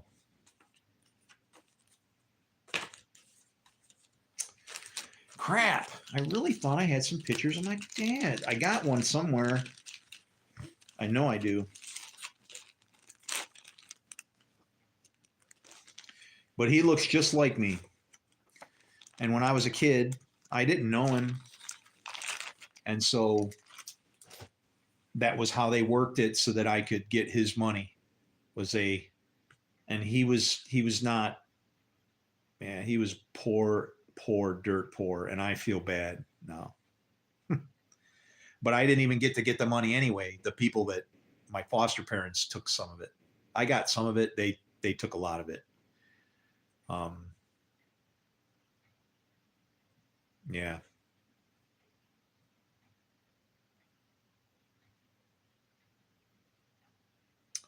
Their last name was From Hate. Literally, that's what their last name was. From Hate. Not good. Let me see if I can keep going here. Sorry to get distracted. Because of the increase of wickedness. Now, the more that people hate each other, that's how wickedness increases, because we start to judge each other. And it's like it really does work that way. Our spirit starts like conflicting with everybody, and you're finger pointing, and it just turns into, and it's almost like as if you could imagine that we were doing what? We were ungodly people living bad. And then here comes Abraham and like turns on the light. Except that instead of us killing each other, we can look at this and see why, right? The love of most will grow cold, but he who stands firm to the end will be saved. I love you. Did I stutter? And this gospel of the kingdom will be preached in the whole world as a testimony to all nations, and then the end will come. And it's like, well, wait a minute. The end of what? Right? I say what we don't understand is a tribulation started in the Garden of Eden. We couldn't be judged. There could be we wouldn't even know if we were experiencing tribulation because we would have nothing to compare it to. Do you realize that? If we were in the Garden of Eden and we're undergoing tribulation, we'd be clueless. We wouldn't even know.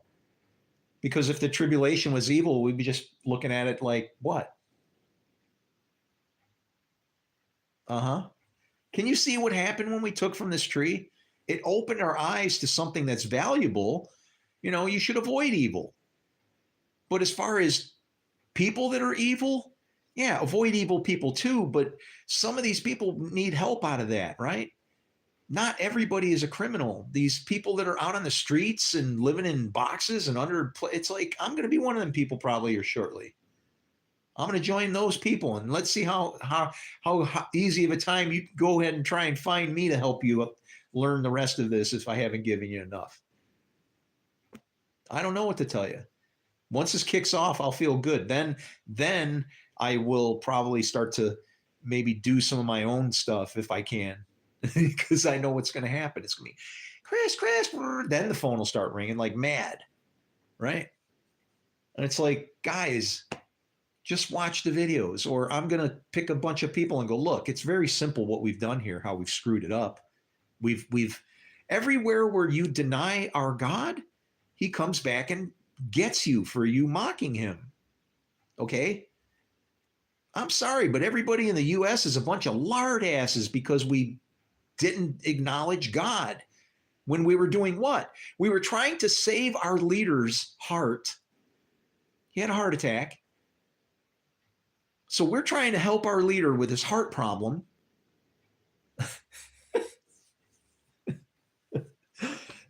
And what do?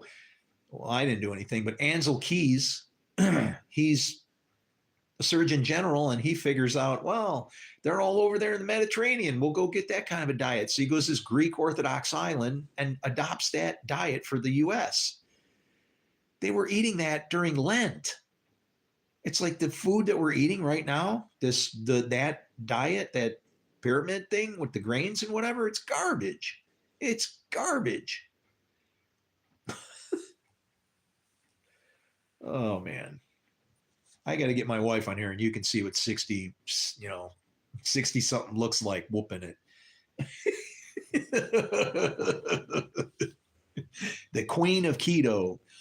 I love my pokey. Now here's the thing. So when you see standing in the holy place, the abomination that causes desolation spoken of by the prophet Daniel. Okay? So right there, you got to go head back to Daniel now, because what did he say, right? Is there anything in here that I might not be able, I don't know. I have to now. I don't have a choice. So let's go Daniel, right? Kings, Chronicles, Job, Psalms, Isaiah, boom, Jeremiah. Where is Daniel? There he is. So it's Daniel 7, Matthew 20. I'll find it. Matthew 7, I think.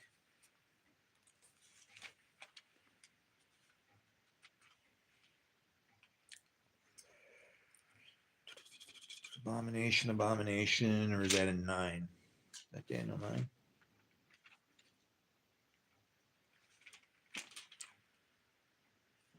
That's Daniel's prayer.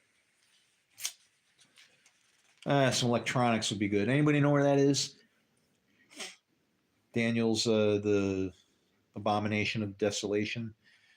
Wait a minute. Maybe it references. Hold on. I'm being stupid. Matthew. Footnotes. All them little characters I can hardly see anymore. My eyes are shot, man. They're roasted. All I see is stripes all the time now.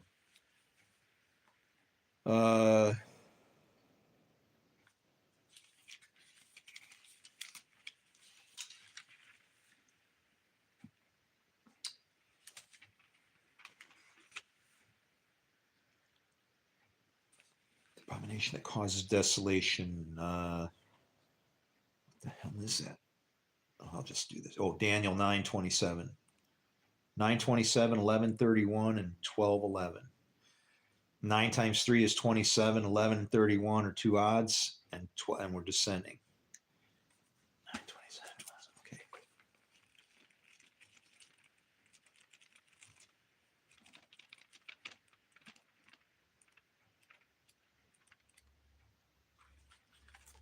$9.27.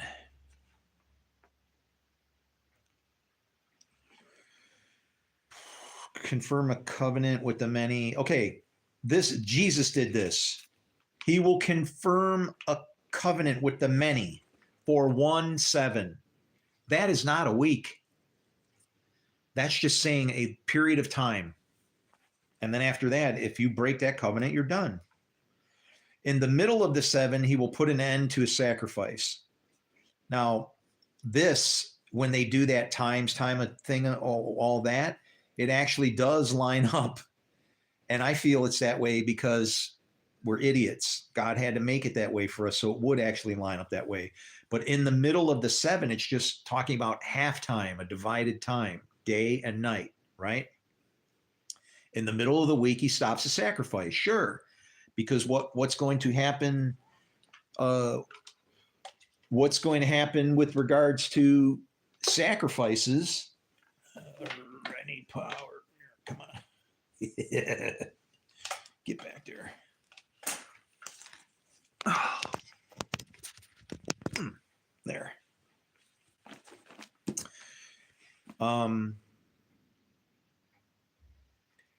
If you consider the week, right? There were no luminaries. There was no sun to create this light that we supposedly saw until 3.5 days. Then the light came on. Well, then there's no more night. Then it should be the Lord provides the light, right?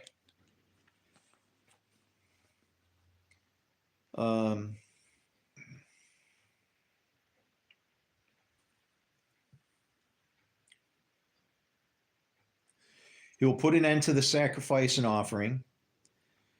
And Jesus did that. Okay. And on a wing of the temple,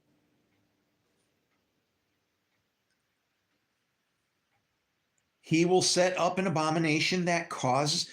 Oh, they think this is in the temple, like adding a wing to the temple.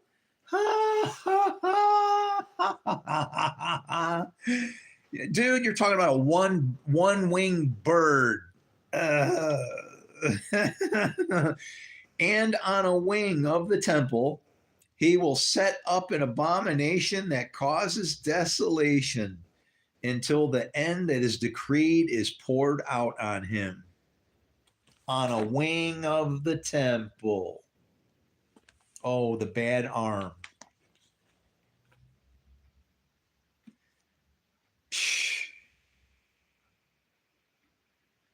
Seeing this, the anointed one will be cut off and will have nothing. If you're anointed, you don't have anything. Remember when Jesus said to go sell all you have and follow me? That guy didn't even have to sell his stuff. He just had to go with Jesus, and he could have gave it away as he went. Right? The point is that you, as a son of man, have been given all authority from heaven. God can't stop you from the things that you do. That's all that it is. I have it, you have it, everybody has it. And you either serve as Christ with the proper anointing, or you're an antichrist and doing the opposite. And again, there are some people that are in the gray zone because they're doing the works, but they don't claim God. But if they're doing the works, they're showing the Son, because the Son always does what the Father doing. If they're doing the works of the Father, the laws must have been written on their heart already. They're done. Don't mess with them.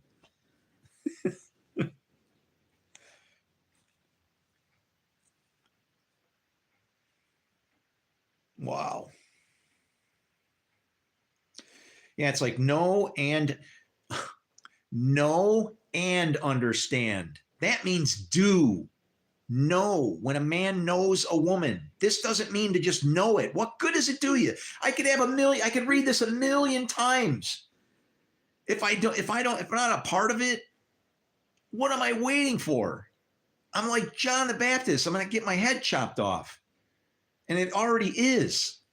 My head is God, but if I'm not going to serve him, where am I doing? I'm off sleeping somewhere. I am figuring out how to rest my head, ain't I? It's impossible. You can't do it that way. The people of the ruler to come will destroy the city and the sanctuary, and that's just bad people. You're going to ruin yourself, and possibly, and even the sanctuary. It can get to that point. Everything is nested. It's in bit like loops, like those nested egg things, right? Gets bigger and better all the time. War will continue until the end, and desolations have been decreed. Now, all this is saying is repentance. The desolations have been decreed when you've had enough. Okay? As far as us following the Lord or knowing him, that's what Jesus was trying to tell Nicodemus. We see what we know, right? How does he put it? We know, we See, I can figure it out. We know what we see. We see what we know.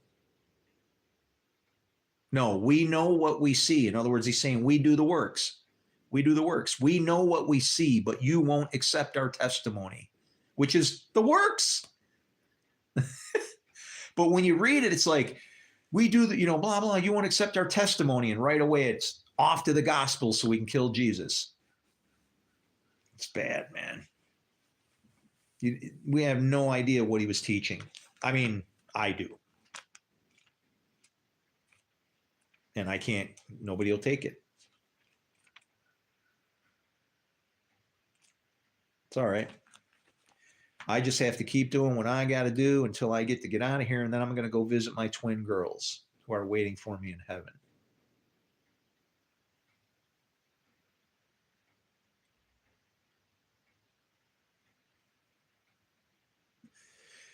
I don't do texts. You cannot text me. Phone calls, speaking, kind of stuff. I don't do text messages because let's say I was a bad guy and I wanted to send you something. I can send you something over your phone. Okay. You don't want to text me in these days. Okay. And not because I'm a bad guy, but because I'm a target. I'm filthy right now. Filthy, dirty, filthy. And wearing a white hat just isn't right. But whatever. I don't have time. I don't have resource. I don't want to spend the resources to start like I ain't putting no money into this thing. The way I'm seeing it, none of this stuff that I have here is even going to exist in a little while. It's going to be vaporized.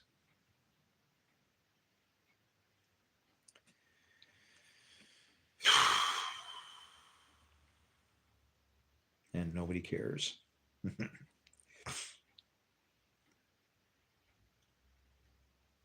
So, as Jesus was sitting on the Mount of Olives,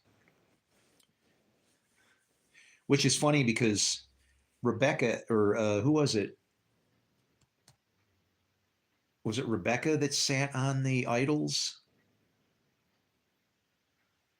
See, olives, the olive, there's a reason for it. It has a stone inside of it. So it kind of represents the law in a certain way because it has a stone inside of it that's like a rock, but it also has oil. When you harvest it, that tree, you were really only supposed to shake it 2 times, once for good, once for evil. And then whatever fell, and then you were done. It's like they lived a different way as compared to us. So when you see in the holy place the abomination that causes desolation spoken of through the prophet Daniel, let the reader understand. Okay. Now, understand is an interesting word. Think of it this way. You're under his wing, but you're still standing. He can only protect you if you're obedient. So you're understanding. And if you have understanding, you're in the law. Okay? Let the reader understand. Then let those who are in Judea. Now, Judea is saying flee to the mountains.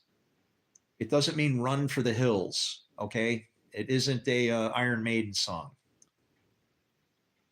It's telling you really to flee to the mountains who are your leaders. Okay? Let no one on the roof of his house go down to take anything out of the house. That's referring to you digressing and going, if you're outside of your house and on the roof, you're kind of like closer to God. If you're worried about what you're going to lose, you're going to pull a what was Lot's wife's name? Did she even have a name? Or do they just call her Lot's wife? Oh boy, I wouldn't be surprised. And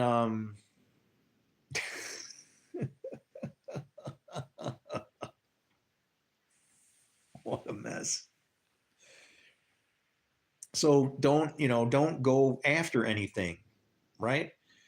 And it also says what? Let no one in the field go back to get his cloak.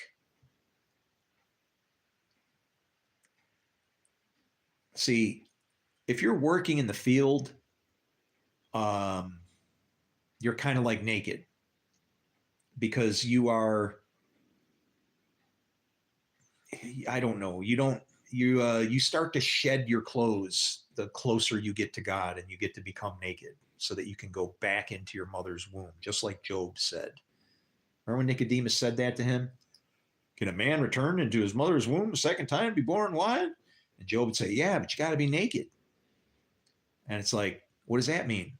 It means that without sin, if you had sinned, then you'd be covered. So when you're naked, we see it as a sign of what? Bad, you're naked. Kind of funny, isn't it? This book is written in that way. If you read it with prideful eyes, you're never going to see it. You will never see this thing. This book will be the last thing of God you will ever know till you meet him.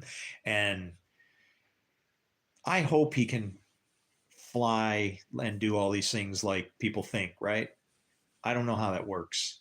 I'm not saying it can't happen.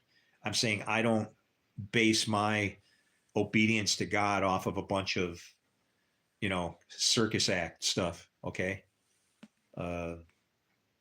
This is really serious stuff. It's causing a war on the other side of our planet that we need to address that. And I would like to, if you know anybody. I can't get any help from my side. You wouldn't believe it, but the pastor of the church that I got kicked out of, he actually knows the ambassador to Israel, like personally. He brags, I text him all the time, I probably text him once a week. Yeah, how's it going? Whatever. Oh, did you know that Israel could have helped to stop a pandemic if they could have spoken some truths from the Bible that people could see it? Wrote me off, had me arrested. What a guy.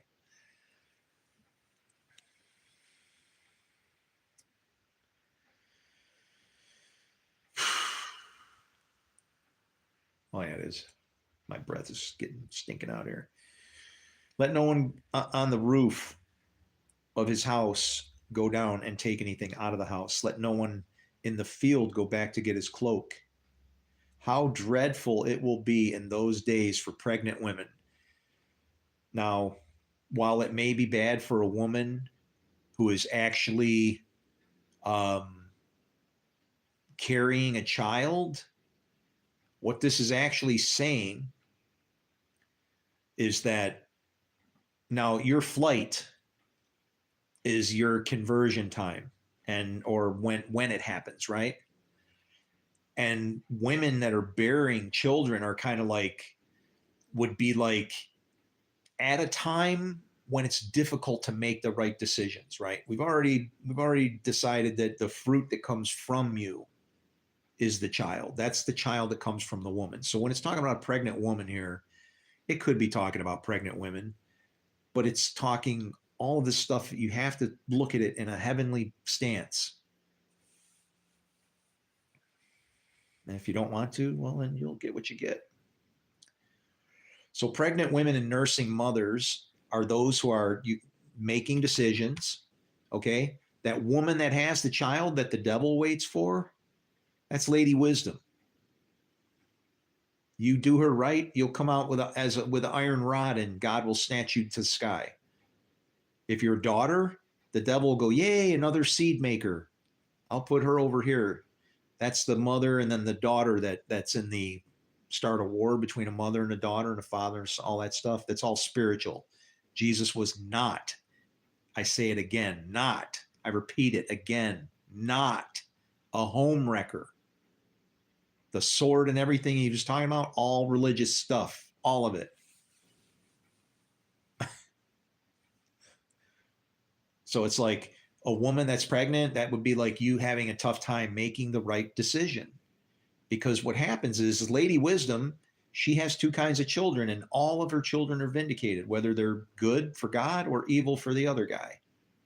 Right? Lady Wisdom is just going to give you whatever it is that you impregnate her with. You're supposed to make her your friend and whatever, right?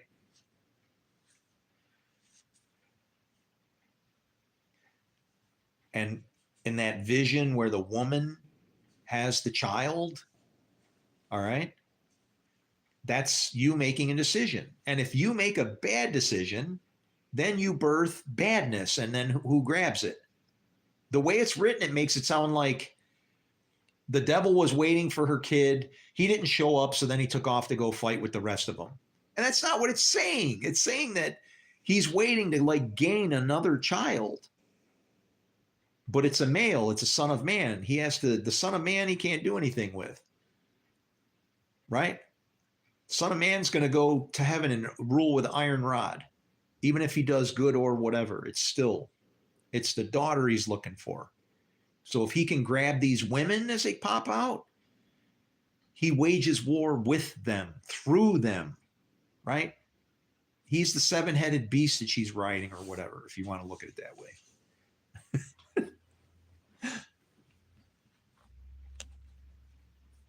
All right, where are we at? Pray that your flight will not take place in winter or on a Sabbath. Well, if it's taking place in winter, it's like already done for you. It's like, and if it's taking place on a Sabbath, it shouldn't be taking place at all.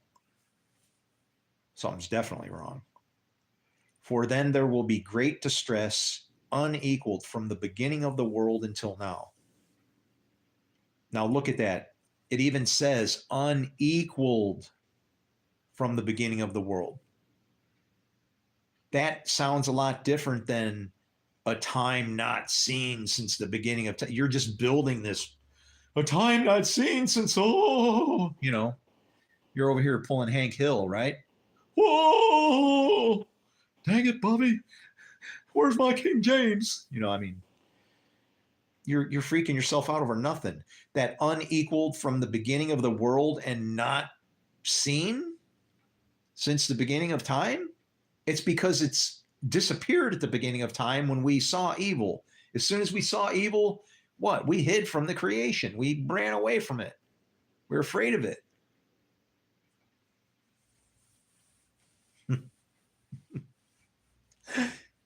For then there will be great distress, unequaled from the beginning of the world until now, and never to be equaled again. It's like, it's going to be a time that we're going to learn. We're going to learn. Now the books can be opened. Okay?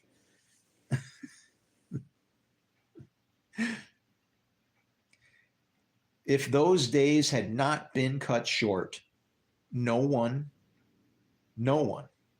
would survive. And that's because ultimately this book is going to grind us down to nothing eventually. We go in it one way or the other. We can repent and come back. You can strengthen what's left of you kind of deal, but what Moses said, unfortunately, it holds, right? You're not going to listen, blah, blah, blah. And I don't want to look at it like that. I don't want to be like Moses. I want to hope that people will, I want to be like Moses, but I don't want to be like Moses, right? I want to be like Moses with an opportunity, but I don't want to be like Moses, screwing it up, not trusting, jumping out of line and screwing myself over. When he hit that rock twice, he was told to speak to it. Okay. But in retrospect, I want to say that he hit the first rock once. How many times would you hit the second rock if it was including both good and evil, and he was like working as being of the Lord, right? It's that whole thing is weird with Satan fighting over him and whatever. It's perfectly, I like it that it reads that way because it makes complete sense to me. Moses was a murderer. That's one of those 2:12. Remember I said there's a number of verses you can skip through and they paint a story, look at all the verses that are 2:12. It's like bad things just happen. Moses killed the Egyptian and buried him in the sand. It's like 2:12. It's like a boiling point moment. In Romans, that's where Paul says that everybody's under the law. Everybody is under the law. Sin is the power of the law. So if you sin, the law has power over you. Simple. So simple. How did it get in? How did it turn into this? It's a damn crime.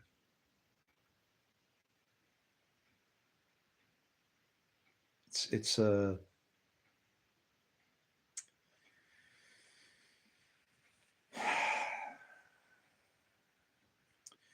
but for the sake of the elect, those days will be shortened. At that time, if anyone says to you, look, here is the Christ, or there he is, do not believe it. It's because he's in you. He's in you. There's nobody to go see and find.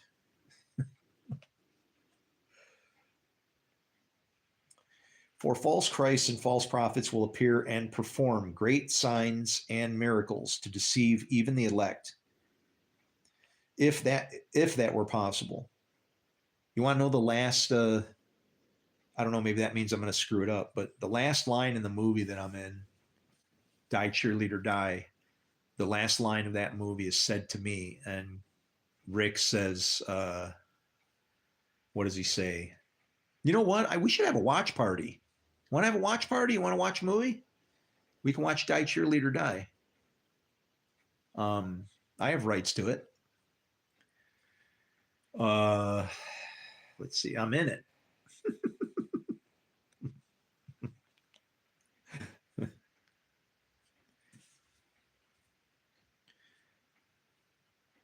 Let's see. Actually, I don't know if I do or not, but I can show you the parts I'm in. I'll do that.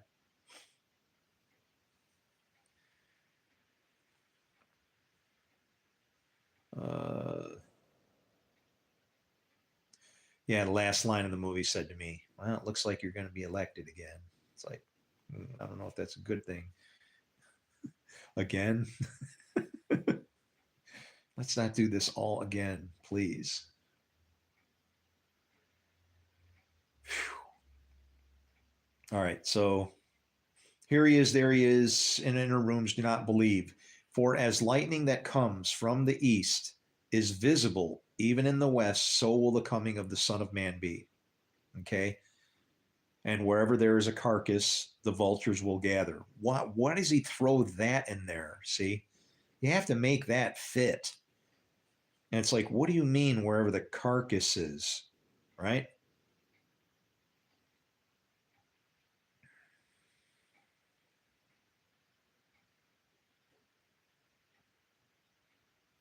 It's like wherever there's a dead thing, you know, the people are gonna gather.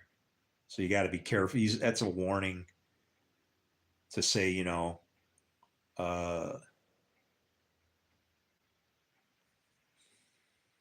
that's a warning. So if anyone tells you there he is, go out in the desert, do not go out. Or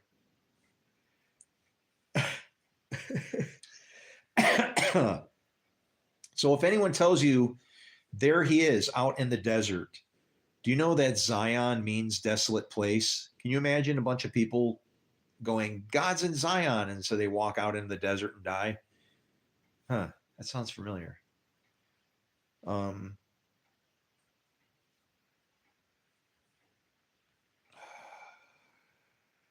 Or, see, because then he puts an or in there. Here he is in the inner rooms, which is to say, in the temple somewhere. Do not believe it. For as lightning comes from the east, even visible the west, so will that's saying visible, visible. How will the Son of Man be visible? You. I'm looking for you. I'm looking for you that are doing the works of God. See? I can see that who you work for by your works. You can see who I work for by my works, right? That we've made this too much. Wherever there is a carcass, there the vultures will gather. Immediately, immediately, so important. Immediately after the stress of those days, okay? What do you think is going to happen to this Bible when I prove, and I will prove, that we're got it wrong? People are going to be wondering, skeptical of this thing, okay? In those days, the sun will be darkened and the moon will not give its light. Does that fit me? I'm trying to light up the day. The sun is darkened right now. The sun is darkened right now. All of this stuff that happens all day long, all the time. This isn't a one-time event to wait for in the future. This is all these visions of heaven and things happening is like, for all intents and purposes, you might as well consider it the place of the skull, that he's describing something that's in your head. That's about as close as what you're going to get to it from here. Unless, you're waiting for that day.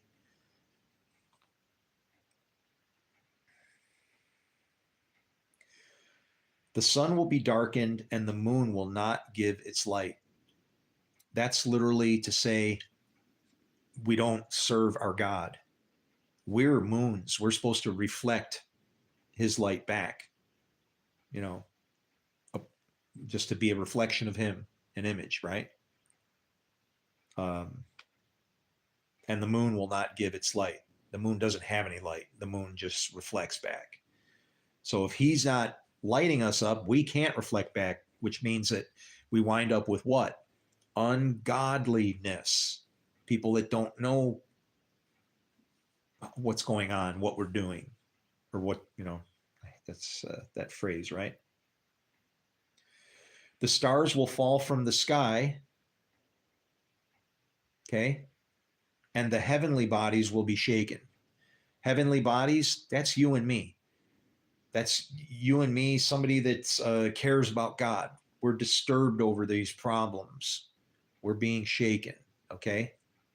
Do you see most of these people out there care? No, they're just aggravated with it. They're not afraid of God.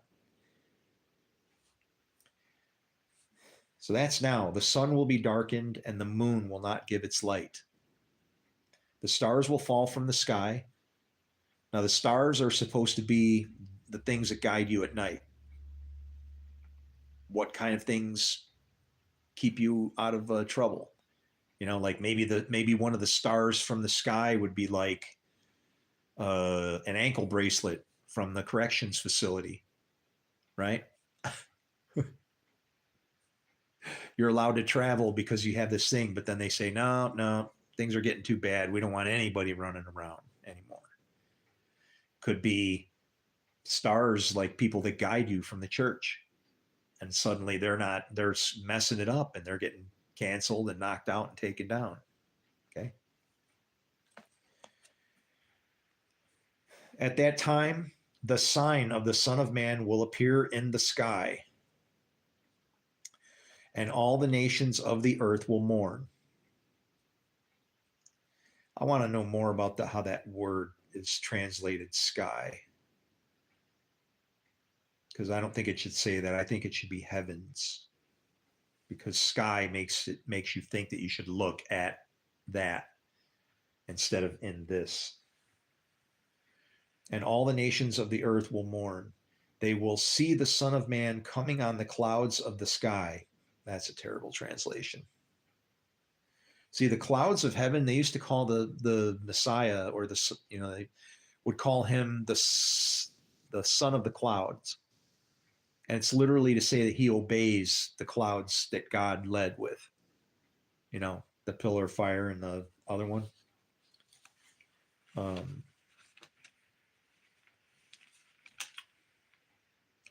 And he will send his angels with a loud trumpet call. And now remember, this Son of Man can be me. It just means that I am now in charge of my game. I understand what it is. I don't know. You see people that are filled with the Spirit and then they get all googie, And he will send his angels with a loud trumpet call, and they will gather his elect from the four winds. Four winds, random events, only the ones he wants. This is good. This is good. That's evil that can be used for good, and it's good if I do it. I'm going to do that evil thing because it will be good if I do that. Okay? It's not as simple as we think. From one end of the heavens to the other. Now, and the reason why they probably use sky is because they felt it was overuse of heavens, right? Now learn this lesson from the fig tree. As soon as its twigs, and on the fig tree, remember when Jesus cursed the fig tree? Fig trees were associated with sin because they covered themselves with fig leaves, but the fruit of the fig has tons and tons of seeds inside of it. Okay? That's what that means. That's why Jesus was saying, I hope you never grow any fruit on you again, as to say, no more sin, right?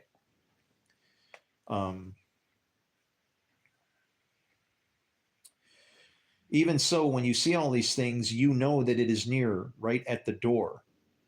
I tell you the truth, this generation will certainly not pass away until all these things have happened. Heaven and earth will pass away, but my words will never pass away. Now, heaven and earth, as far as we understand them, in this book is gone. We've like, I don't know what it is we think about what heaven is and why we would have ever expected any God would allow us into such a place in the way that we treat each other. You got homeless people running around. You got people in that, you should have invited to a harvest festival and they got upset and then take that opportunity to wedge a little bit of, I need a pardon into it and delay my court case kind of thing. And this is ridiculous, man. It's judgment. Judgment all day long. This generation will not pass away. That when it says this generation, it is not talking about a bunch of people that are going to live to 100 years old. It's talking about this time.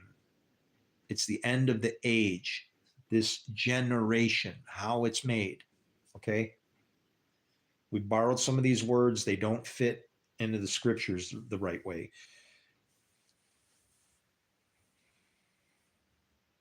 Will certainly not pass away until all these things have happened. And that's because they happen every day, some of these things. When you make a decision, you just saw the woman giving birth, and if you did something good instead of evil, you deprive Satan of a warrior to go ahead and combat with. Now, that was just me deciding to like pick up a pencil to write hi on a piece of paper. Can you imagine how many books would be needed to show everything that the Lord does, since he does everything, good, evil, light, dark, all of it? He does it through us, but he still gets the credit for it. If he didn't want you, if you were going to do some evil and he didn't want it to happen, or he wasn't going to somehow use it, you wouldn't be able to do it. He would stop you. There's all kinds of people that have tried to, punch their own clock. God says no.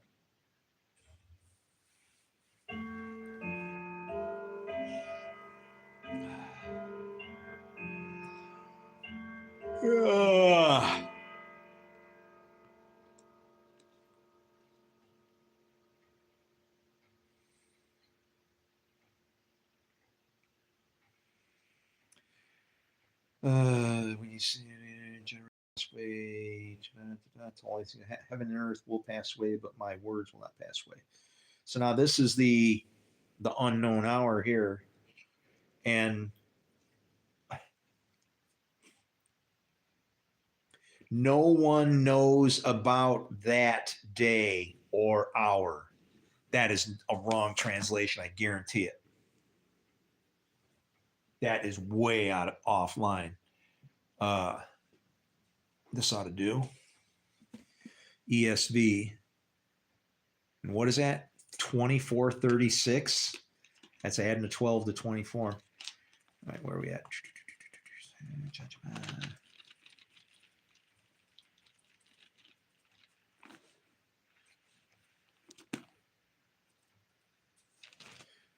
This one's really got small writing. Come on. Oh, Matthew. I'm over here looking for Daniel 24. What the hell? Matthew. Come on.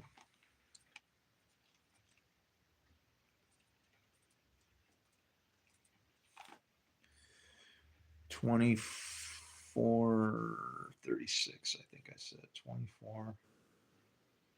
24.36. This is how it reads out of the King James, or the ASV, or is it ESV, which mirrors the King James pretty close. But concerning that day and hour, no one knows.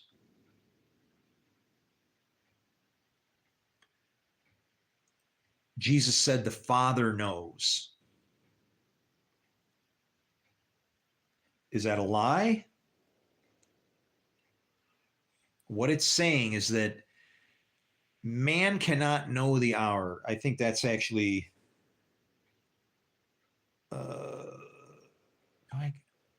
hang on a minute. I'm gonna grab the King James, this old one over there.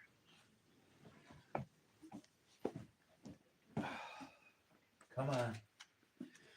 Come on, my little honey. You were the oldest of them all and cost me no money. Sitting on a shelf saying free, that's funny. Wound up in the hands of the rabid Rabbi Bunny.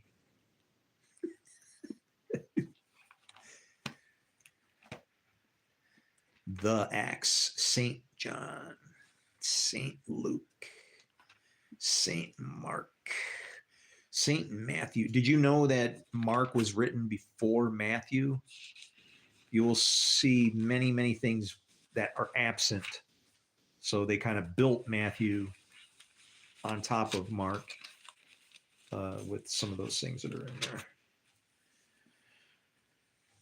Or they put it first so that you'd have it in your brain, even though you read something that was older than the first thing. RST. They can't claim it was a alphabetical issue because MAR comes before MAT, right? Mark, RST, yeah. 2436.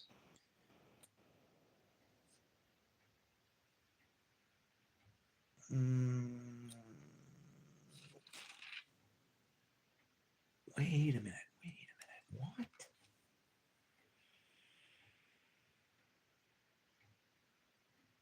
Is that 36?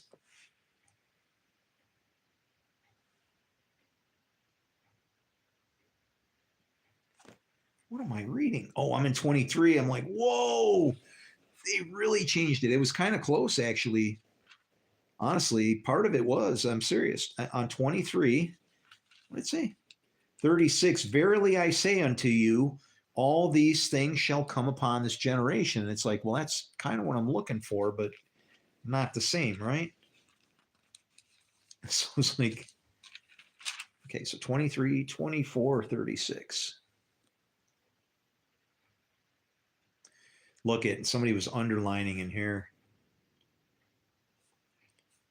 But of that day and hour knoweth no man.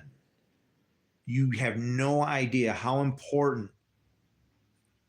Wait a minute. Man was added. Oh. Why? It's right. It's right. Exactly like this. Listen to this. But of that day and hour knoweth no, not the angels of heaven, but my Father only. Because the Son does what the man doesn't know it. He doesn't knoweth. He doesn't produce the fruit.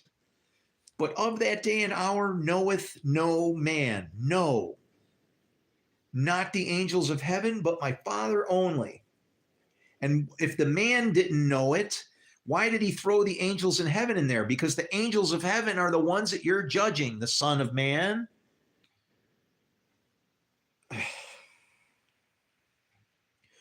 But as the days of Noah were, so shall they also the coming of the Son of Man be. And that's to say that he's going to learn through suffering. He's going to learn through suffering.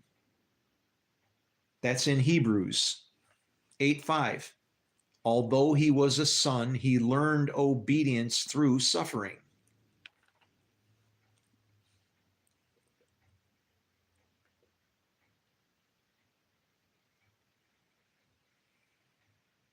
Man, Jesus, you definitely Messiah. I wish they would not have killed you, my brother.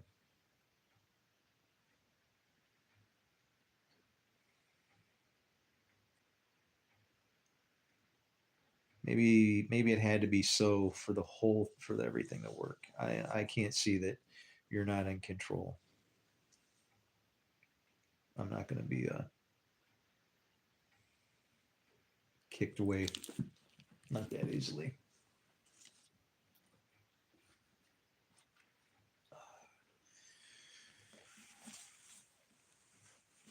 So it's like when it says no man knoweth the hour, it's saying that it's not saying that that hour you can't do it.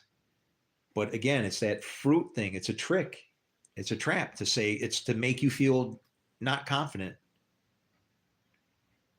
And if you have any kind of pride in you or whatever, and God can keep you in line, typically a prideful person, if they believe in this, is going to look at it and go, yeah, that's God's doing. I don't have any part of that. And it's like, well, I don't know. You got kicked out of some place that you're trying to get back into because you're like him, and yet you sit here and try to convince yourself that you're not. If you weren't like him, why did he kick you out of there? Why did he say it? Did the Lord lie? Man has become like one of us, knowing good and evil. That's the thing. One of us. Elohim is not supposed to know evil. That's why when God makes everything, he sees as good and very good. We would look at it and go, that's kind of so-so. Then it might even be evil. But that's all right. That's what that means.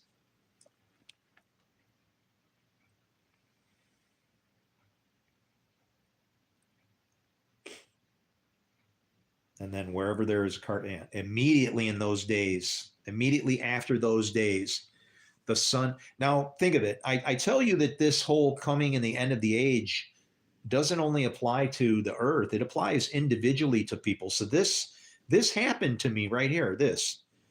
The sun will be darkened. To me, it is. I'm not saying that there's anything wrong with God, but his light is not making it to the moon. And I'm trying to blow the clouds away. Hey, get a clue here, right? And the moon will not give its light, not being ruled by night. And we're living in night just out of hand, stumbling. The stars will fall from the sky. Well, gee, all those people that I used to worship and honor, all those pastors and preachers, they're called stars and angels of the churches and whatever. They're fallen, aren't they? They're turning up just like regular, normal old human beings, sin and all.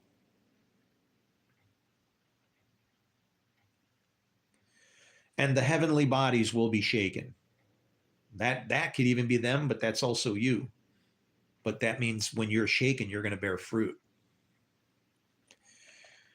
At that time, the sign of the Son of Man will appear in the clouds. Okay, in the cloud, and all the nations. Yeah. Let's do it. This one.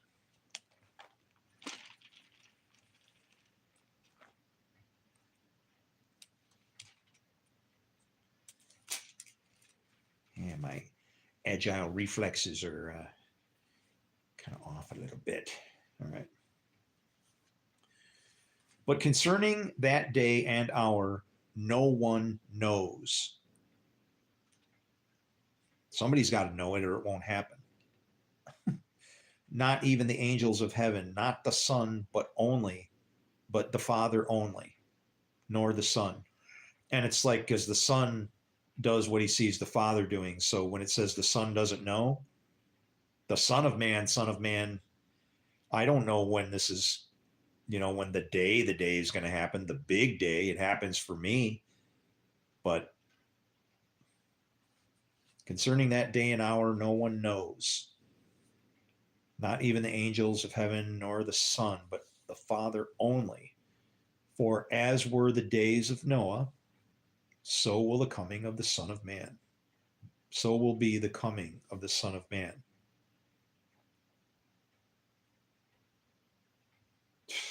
That's not good. For as in those days before the flood, they were eating and drinking, marrying and giving in marriage. This is like they were doing what the word says. They were doing what the word says, but they were judging each other because of the word and were being too evil on each other. Until the day when Noah entered the ark, and they were unaware until the flood came and swept them all away. So will be the coming of the Son of Man. Then two men will be in the field. Okay, this is Cain and Abel. One will be taken and one will be left. This is good and evil. Who got okay? That's why they think that it's like who got left? Cain. Two women will be grinding at the mill. One will be taken and the other one left. Grinding at the mill is just servicing bread or whatever, right? It would be like Lady Wisdom and the harlot. Okay, they work through the bread grain kind of thing, right? Uh,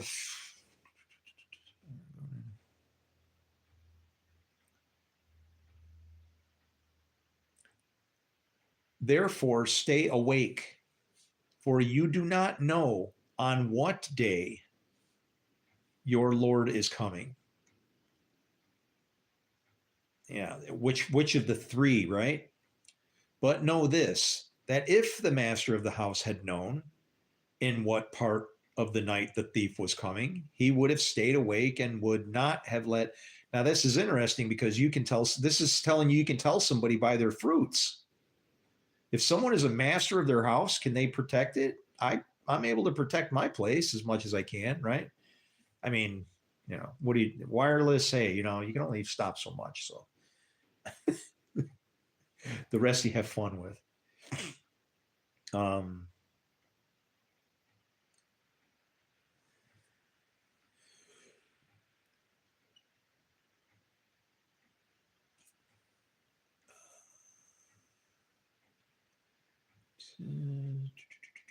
Therefore, stay awake, for you do not know on what day your Lord is coming. But know this, that if the master of the house had known in what part of the night the thief was coming. Now, did you see what that just said? You don't know what day he's coming, and then he switches it and says, what part of the night? Okay? He would have stayed awake and would not have let his house been broken into. Therefore, you also must be ready, for the Son of Man is coming at an hour you do not expect. Father, Son, Holy Spirit. Who then is faithful? Who then is the faithful and wise servant? And if somebody ever asks you who can know the mind of God, whoever does what he says, because then he knows you. He's producing your fruit, right? It's like we've distanced ourselves from, I don't know. It's like a bunch of chickens that don't know they're eagles, maybe, right?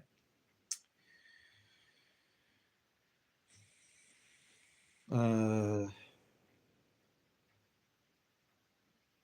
Okay, who then is the faithful and wise servant whom his master has set over his household to give them their food at the proper time?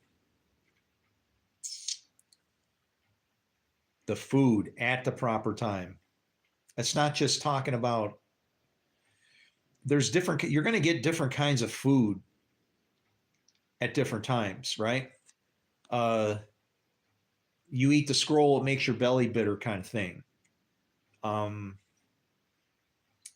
the idea of being able to eat whatever foods they wanted was well beyond, you know, not eating unclean things. It was more like it was referring to, I am deciding that it is time for Gentiles to come under my wing now. And so then, there comes Paul and everybody. Therefore, stay awake, for you do not know on what day your Lord is coming. But know this, that if the master of the house had known in what part of the night the thief was coming, he would have stayed awake and would not have let his house get broken into. Therefore, you also must be ready, for the Son of Man is coming at an hour you do not expect.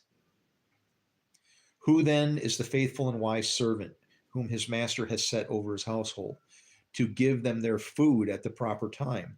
Blessed is the servant whom his master will find so doing when he comes, giving them their food at the proper times. This is giving someone their food at the proper time is like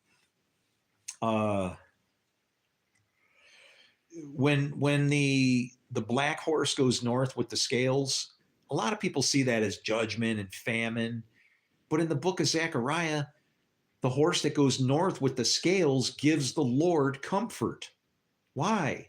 Because that person has scales. But in the book of Revelation, obviously, it says, don't harm the oil and the wine. Okay? All connected in here.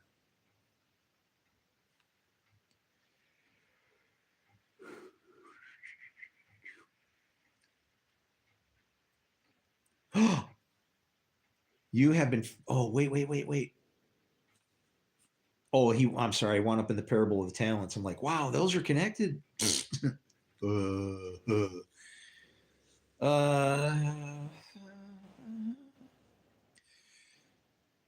Truly I say to you, he will set him over all his possessions.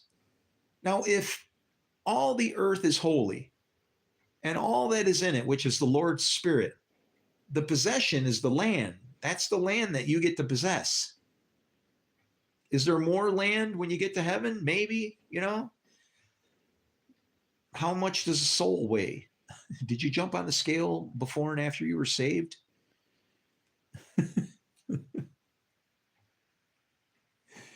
So he will set him over all his possessions, and you already have access to all. But if that wicked servant says to himself, my master is delayed, and he begins to beat his fellow servants and eats and drinks with drunkards, and that's eating and drinking with drunkards, why would he? That is stupid. That is so misleading right there.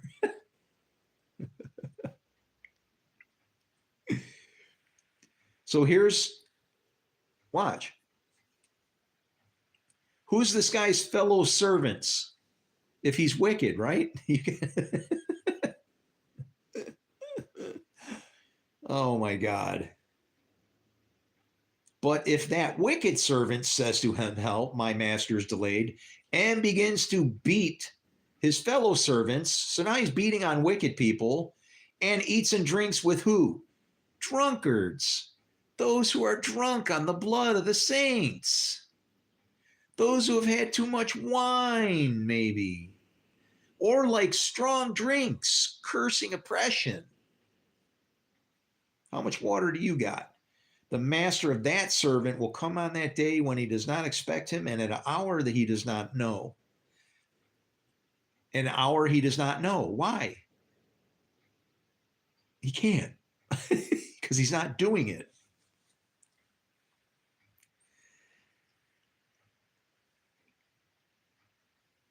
and the master of that servant will come on a day when he does not expect him, and at an hour he does not know, and will cut him in pieces and put him with the hypocrites in that place. There will be weeping and wailing and gnashing of teeth. Do you want to know where this happened? This actually happens in Judges. Okay. That servant he will cut in pieces and put him with the hypocrites. What happened to his concubine? He cut her in pieces and sent her body to the hypocrites. Yeah. There's these oh,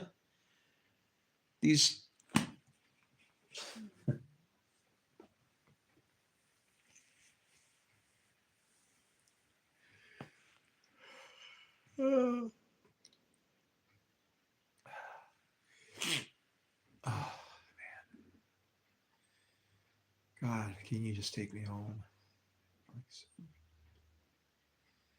Anytime.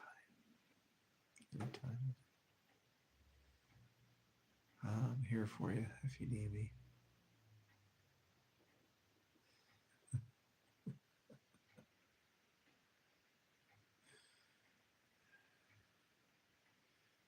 I'm in you. You're in me. I'm in you. You're in me. And you give me the love that I've never had. And you give me the love that I've never had. You want to know what song that is? It's not a hymn. That's like many of the songs that are written that are all of our things that we write, they're all Bible stories if you look at them in the right way. Everything is a story in a Bible thing.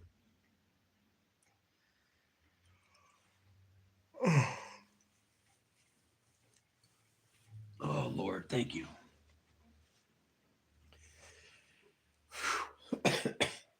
Thank you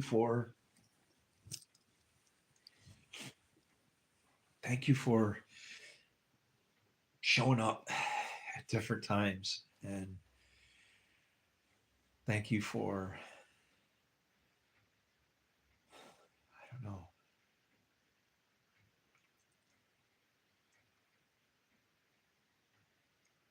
for having faith in me.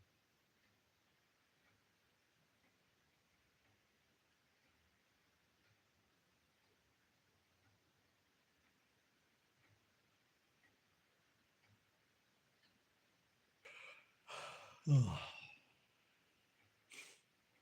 man, I'm worked. I wonder how long I'll last. This has been too long, man.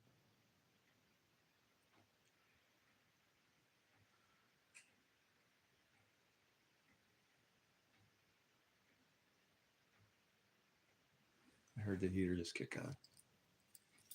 It feels really cold in here. It can't be. It can't be the booster zone yet. It just can't be. But if it comes on low zone, then I get to feel a little. Yay! Okay, I'm gonna go potty.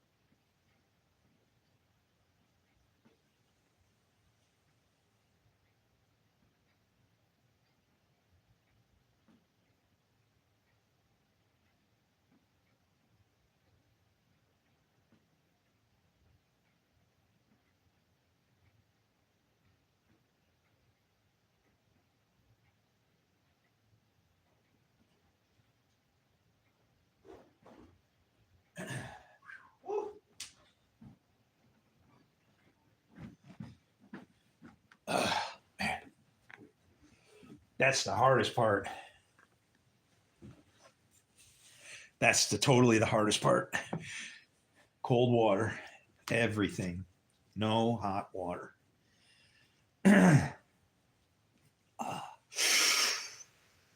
John 3:16 and 17. What you need? We don't want me to look at it or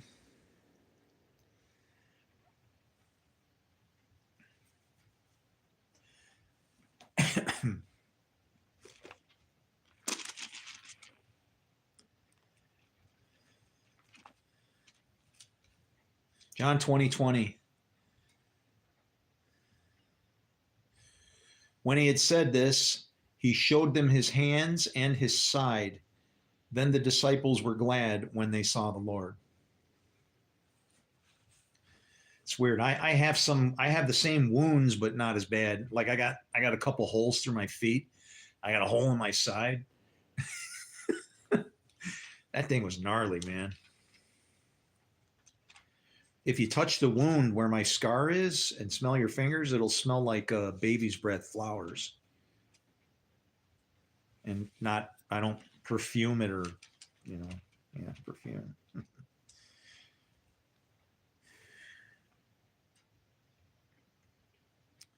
Let's see. Oh, and that's when Nicodemus. So that's actually Nicodemus too, huh?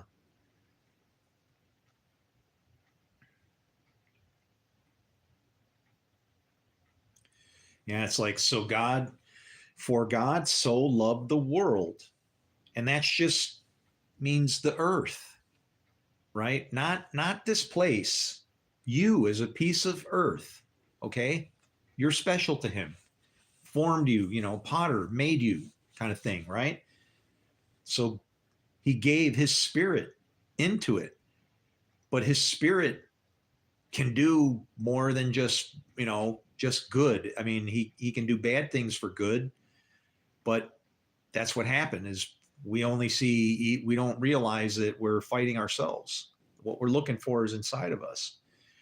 But he gave his only son, and that's Jesus, manifested. Okay. Jesus was the word manifested as flesh. Okay. I'm trying to be. I can't walk on water and do all these great, cool things you wish that I could do. Actually, that's not true. I have walked on water before on a lake in Wisconsin in the winter. It was cold and you could see through the ice, and I didn't like that. People driving cars out there, it's like, what? Okay. That whoever believes in him should not perish, but have eternal life. And that's, you have to believe there's a reason. You have to believe he's in you, number one. And then you have to accept that while he was in you that whole time, what were you using him for? That's your spirit of life. And so, you know, that's the mourning for a lost son part, all of it.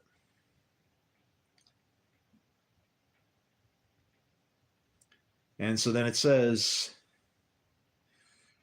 for God did not send his son into the world to condemn the world.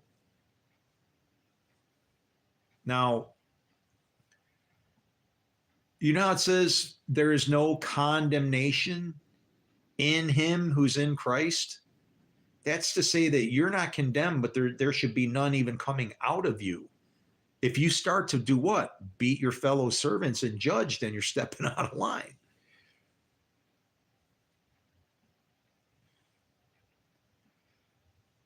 For God did not send his son into the world to condemn the world, but in order that the world might be saved through him. And so, yeah, we got the Spirit of the Lord or whatever. So that's kind of not a nice way to put it, right? Yeah, we obviously have that, but Jesus was like the only begotten Son. He was the manifested perfect Son. He knew the law to the T, and he expected us to follow it.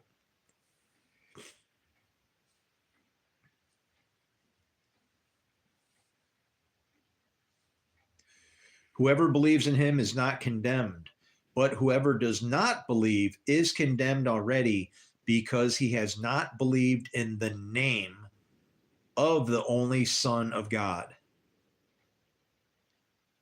The name of the only Son of God is Yahweh, the Lord. That's coming in his name, right?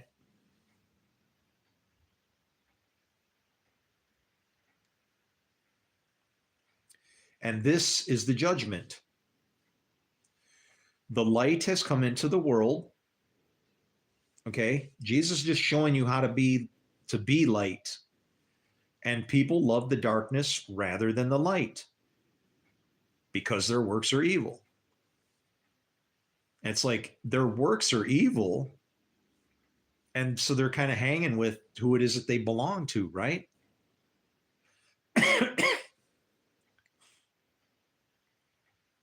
It's like evil belongs in the dark because once it's exposed in the light, then it is light.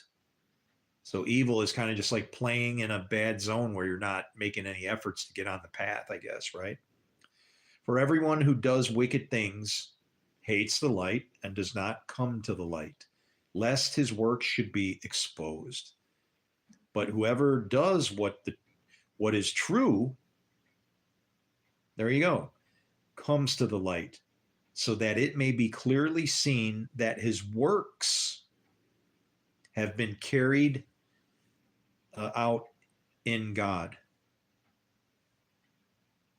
There you go. Already inside of you.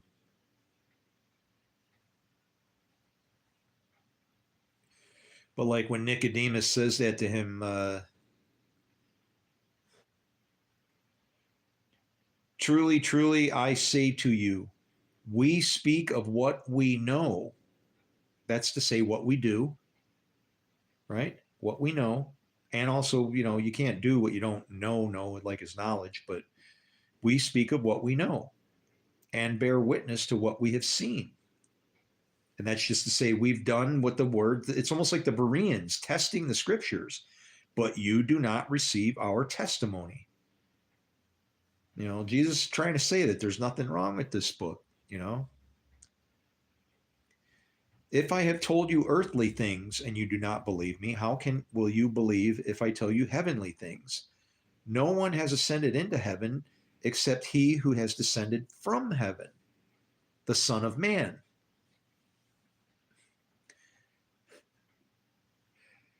Who's the only one to descend from heaven? Jesus just said the only one. Who's the Son of Man? I think it's both, right? Tricky verses here. And as Moses lifted up the serpent, oh, wait a minute. And look at that. And Moses even did exactly that, right behind it. And as Moses lifted up the serpent in the wilderness, so must the Son of Man be lifted up. So what does that mean? Jesus was not expecting to be crucified. He wanted to be exalted. This thing that's in you, the Son of Man, the importance of it cannot be overstressed. If you didn't have it, you wouldn't be alive. When it says in him we live and move and have our being, that means if he ain't is, then you ain't. You're gone.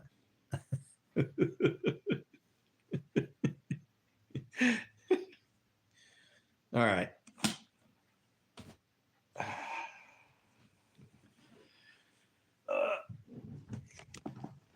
Oh. Oh.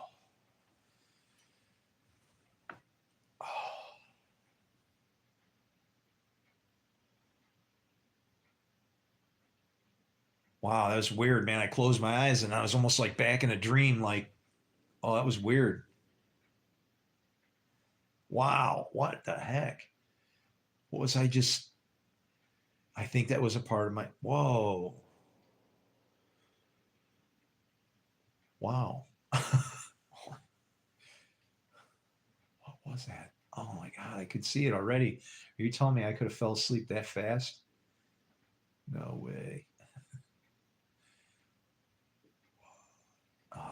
it was a dream I was having earlier today too, and now I'm not going to remember it.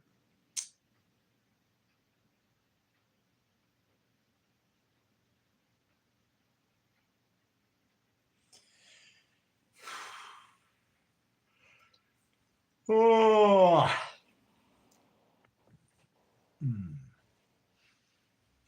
Anybody got any scriptures you want me to look at? Just let me know. I will. Do the best I can. Promise. It's only right.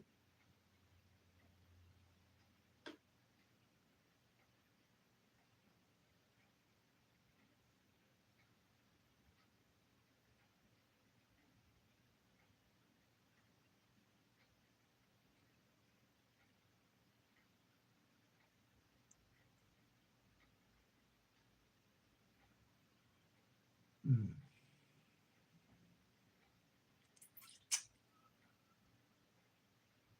Rooster crowing.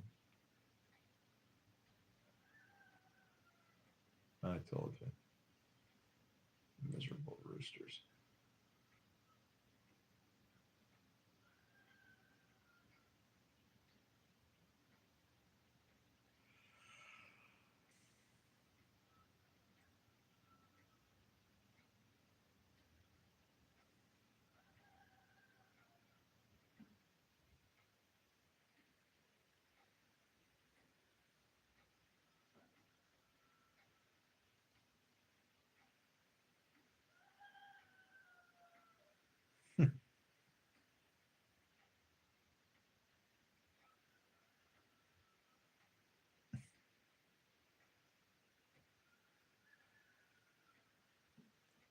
That one rooster's got some cock, but his doodle doo is like just gone, man. He's like,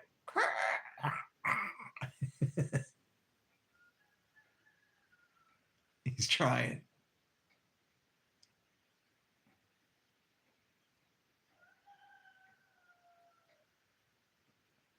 That's Henry.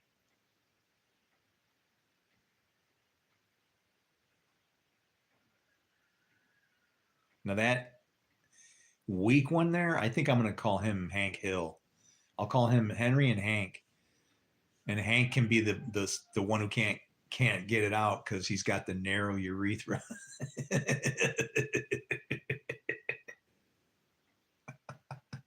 And he's a rooster. Henry and Hank. Hmm. Oh, poor Hank.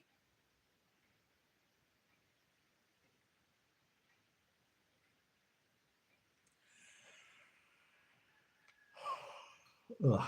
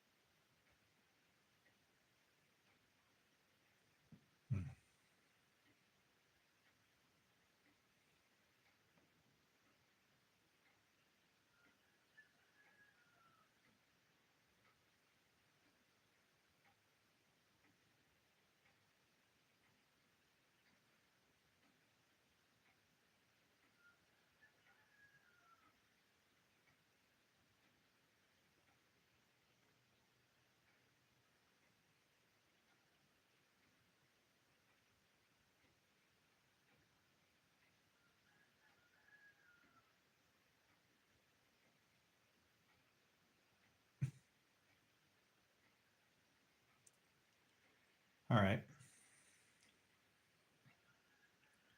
Let's do this.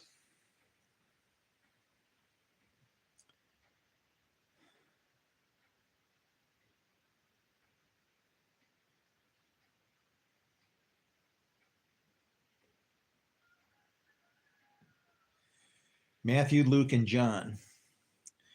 And we'll go by the time. What time do you think it is?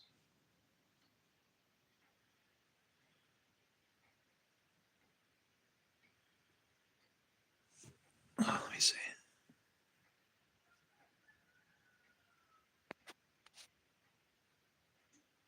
3:22.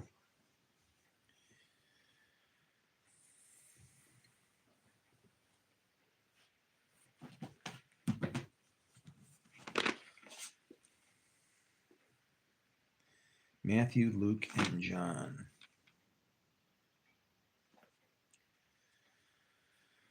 So we'll go 3:22, 2:3, and 22:3.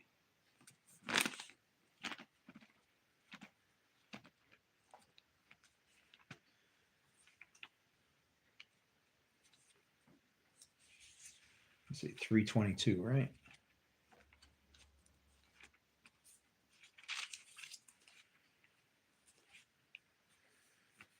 Matthew 3.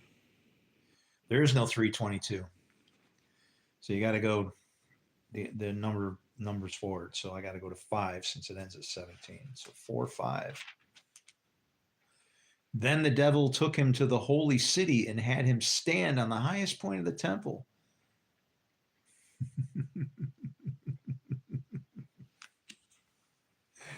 And I said, Luke 3:2. And I said, John 22:3. There's no 22:3. I'll do 3:2 and 3:22. So 3:2 on Mark is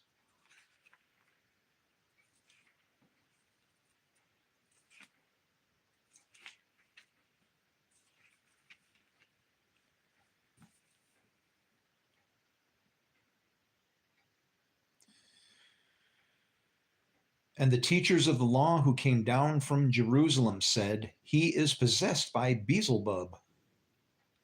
By the prince of the demons, he is driving out demons. And John, what I say, 3, I couldn't do, here, I'll do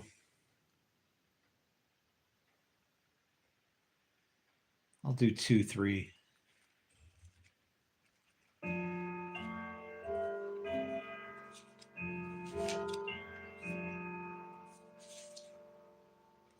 Uh-oh.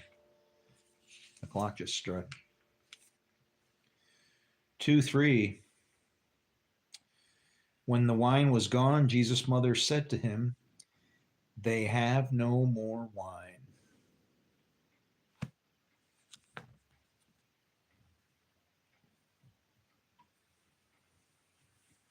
Did I ever tell you I make wine? I made my my very first batch of real wine, like from the grapes recently. This year's harvest, I actually made, took some of the grapes and made my own wine. I can't say I'm extremely happy with it, but it's the first time I tried it, not using concentrate. You can buy concentrated juices from the wineries and then kind of make it at home, kind of thing. But yeah, this was all straight from the grapes, trying to make the concentrate myself and everything. And it was like, I didn't like the, I should have not followed the recipe the way I did. I was like, there's no way in hell this is gonna, I was like clunking water in there. I'm going, like, why are they telling me to put so much? And it's like, they should have said if necessary or something. I would have rather gotten, less from the grapes that I invested versus, more watered down wine. I would have rather gotten 1 good gallon of wine, right?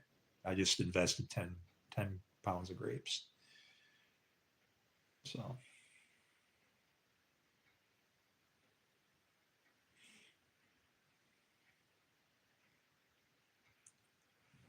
Well,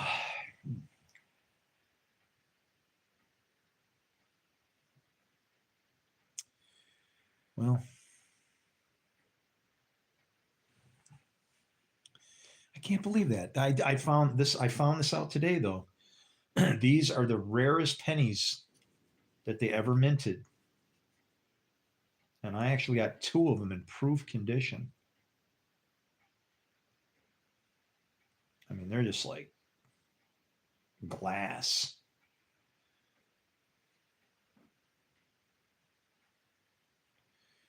What I should do is send them to NCG and get them certified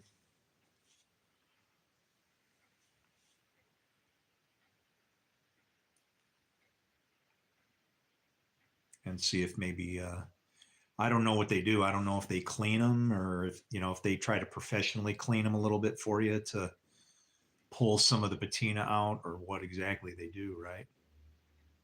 But it's like when that coin is a proof, it's so polished and clean like that that if you were to take a rag and try and rub on it, you're gonna rack it, just mess it all up, man. You're better just leave it alone, leave it as it is. So,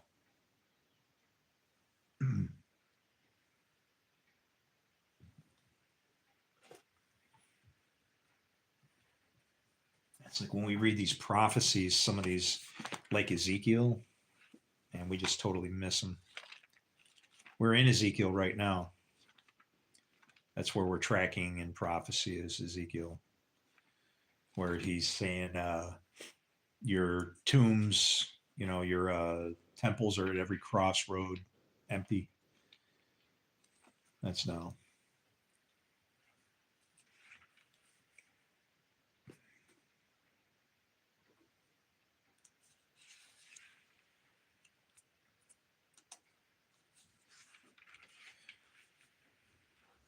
And it's like people would say, well, those prophecies were already fulfilled.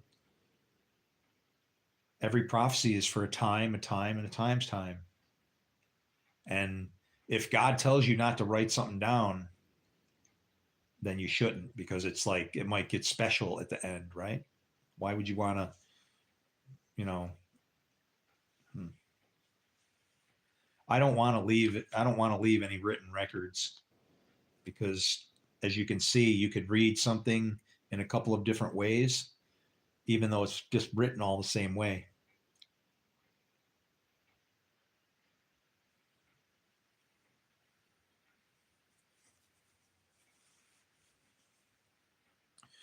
Then I looked up, and there before me was a man with a measuring line in his hand. I asked, "Where are you going?" What the heck is that? Um, I asked, "Where are you going?" He answered me to measure Jerusalem to find out how wide and how long it is. And it's easy because it's always going to be, everything is always 2 to 1. It's always twice as long as it is wide. And that's because there's like 2 sections of it. I guess that's your the holy and the most holies, right? That's the path. Um,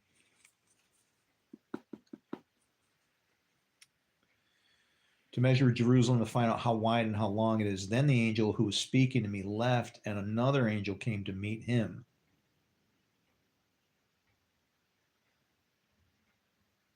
And said to him, "Run, tell that young man, Jerusalem will be a city without walls because of the great number of men and of livestock in it." Okay, so right there, in this prophecy, they think that Jerusalem will not have any walls.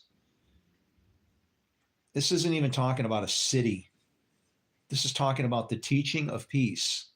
It will be a city without walls. Why is it without walls? Because it's a book. Because of the great number of men, sons of men, and livestock in it. Livestock is like words. And I myself will be a wall of fire around it, declares the Lord, and I will be its glory within. So within and without. Come, come, flee from the land of the north, declares the Lord. For I have scattered you to the 4 winds of heaven. Come, O Zion. Now, Zion means, desolate place, parched place, right? Escape, you who live in the daughter of Babylon. So it's there. Come, O Zion. Now, Zion and Babylon would be almost or nearly describing the exact same place or thing. The only The difference would be that Babylon does not serve God and so has a confused language. People in Zion, the dryness, that area, that root out of dry ground, that's just gonna like proof that it's almost like Babylon is like a mad fury trying to keep everything in order with no name claiming her, so she has no real law. It's just running lawless, right? And it's not going to turn out well. But then you have Zion, who is also challenged, right? It's a parched place, but yet what? Call out of Zion, the root out of dry ground. And I honestly think it's that way because that way it's just dirt and no water. He wants to put his own seed in it and water it his own way. But it's, come on, Zion, escape, who live in the daughter of Babylon. For this is what the Lord Almighty says. After he has honored me and has sent me against the nations to have plundered you, for whoever touches you touches the apple of his eye.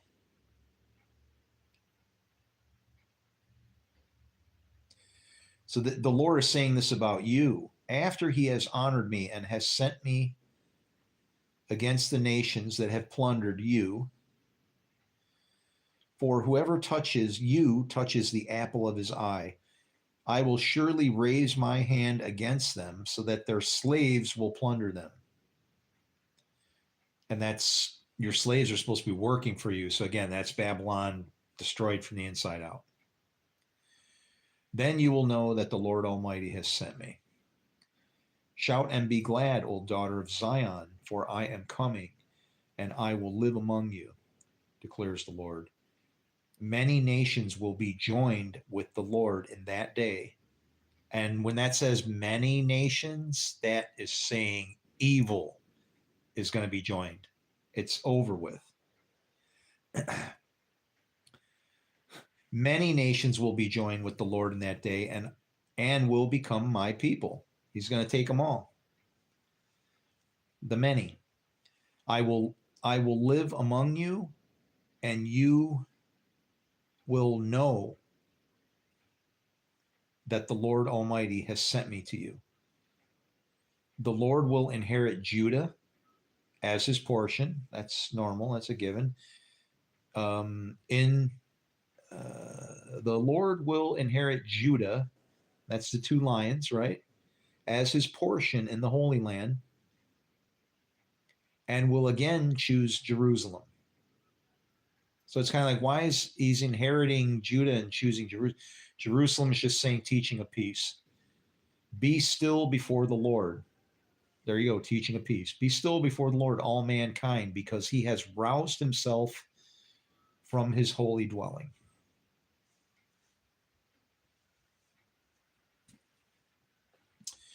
Then he showed me Joshua, the high priest, standing before the angel of the Lord, and Satan standing at his right side to accuse him.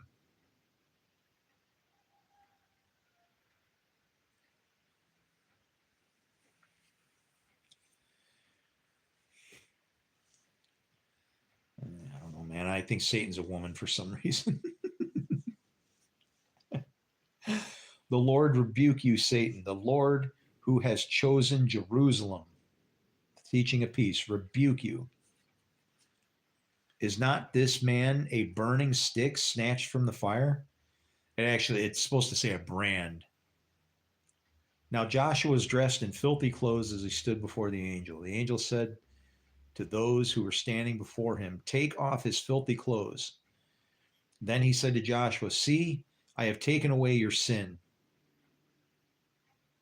Now, see how he said take away his filthy clothes? He's sitting there naked now. And he says, I have taken away your sin.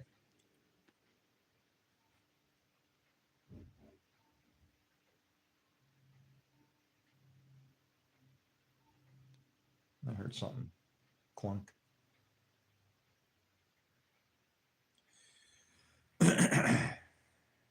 Then he said to Joshua, see, I've taken away your sin, and I will put rich garments on you.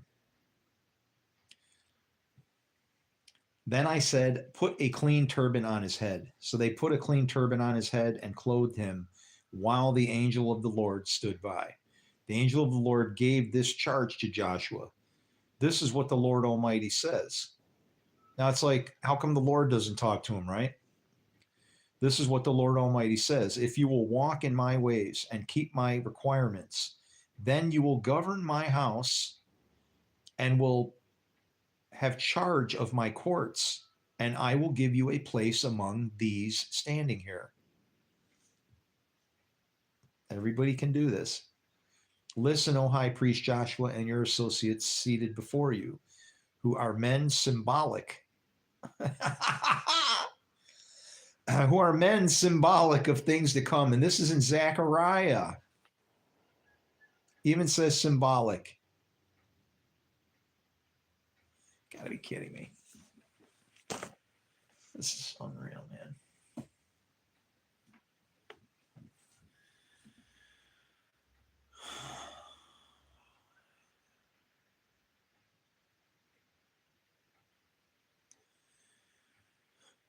Three eight. 3-8 reminds me of well, that's a 30 and an 8. I'm gonna hunt all over the book here. Zechariah.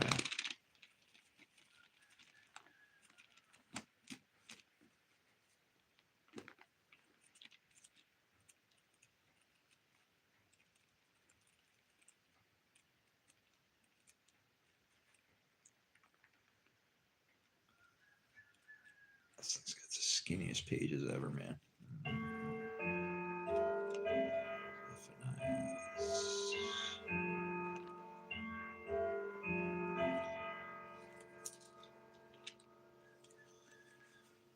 Zechariah 3:8. Boy, this would be so much better and funner to do on, like, you know, a little tablet or something with maybe Blue Letter Bible. I could just click, click, click. Be that fast.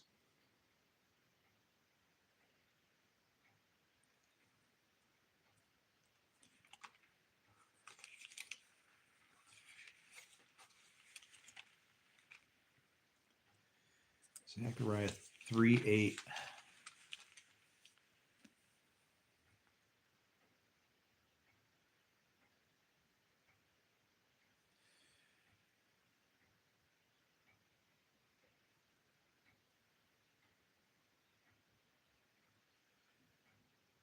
Ten, 9, I guess that's 8.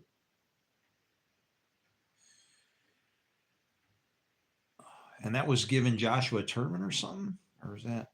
Yeah. Hear now, O Joshua, the high priest, you and your friends who sit before you. Friends. Yeshua, Joshua, the high priest, friends who sit before you. Your friends who sit before you. Now do you know why John said, he who was before me now comes after me?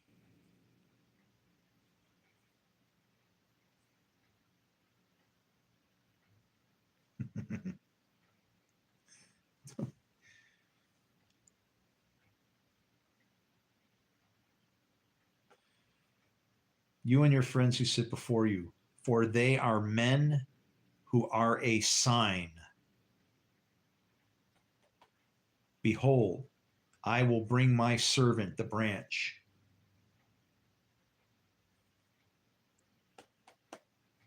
Right there.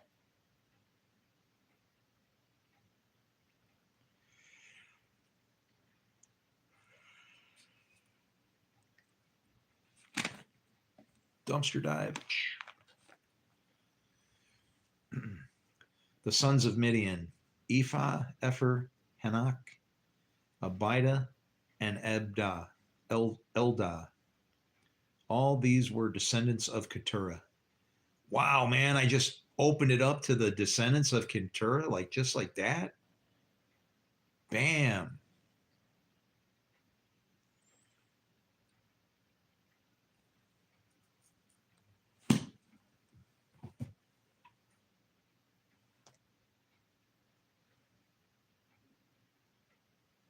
hear a noise, but I think it's the refrigerator's actually kicked on. I should just throw everything out in the yard.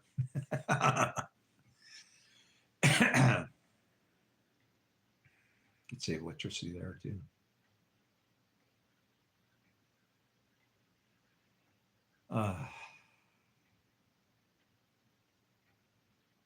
Praise the Lord.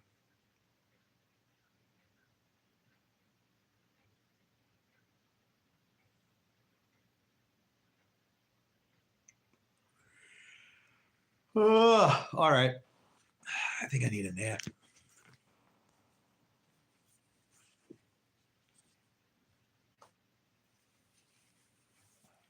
Anybody got anything? Anything at all? Anything at all? All right. Well, then we'll just say adios for now. And I love you much. I hope you're well. And I don't know where you are. World's kind of crazy. I don't watch the news. I'm just, so I don't know. It's like the other side of the world could be gone or something. I would have no idea. I would hope that they would interrupt something on the radio while they're playing sermons or something. There'd be something there, but you never know, right? But anyway, 3 hours and 30 minutes, and that's a wrap. I plan to be back, but if I'm not, it's probably because I've died. So wish me well. And we'll see you when we get there. Shalom, shalom.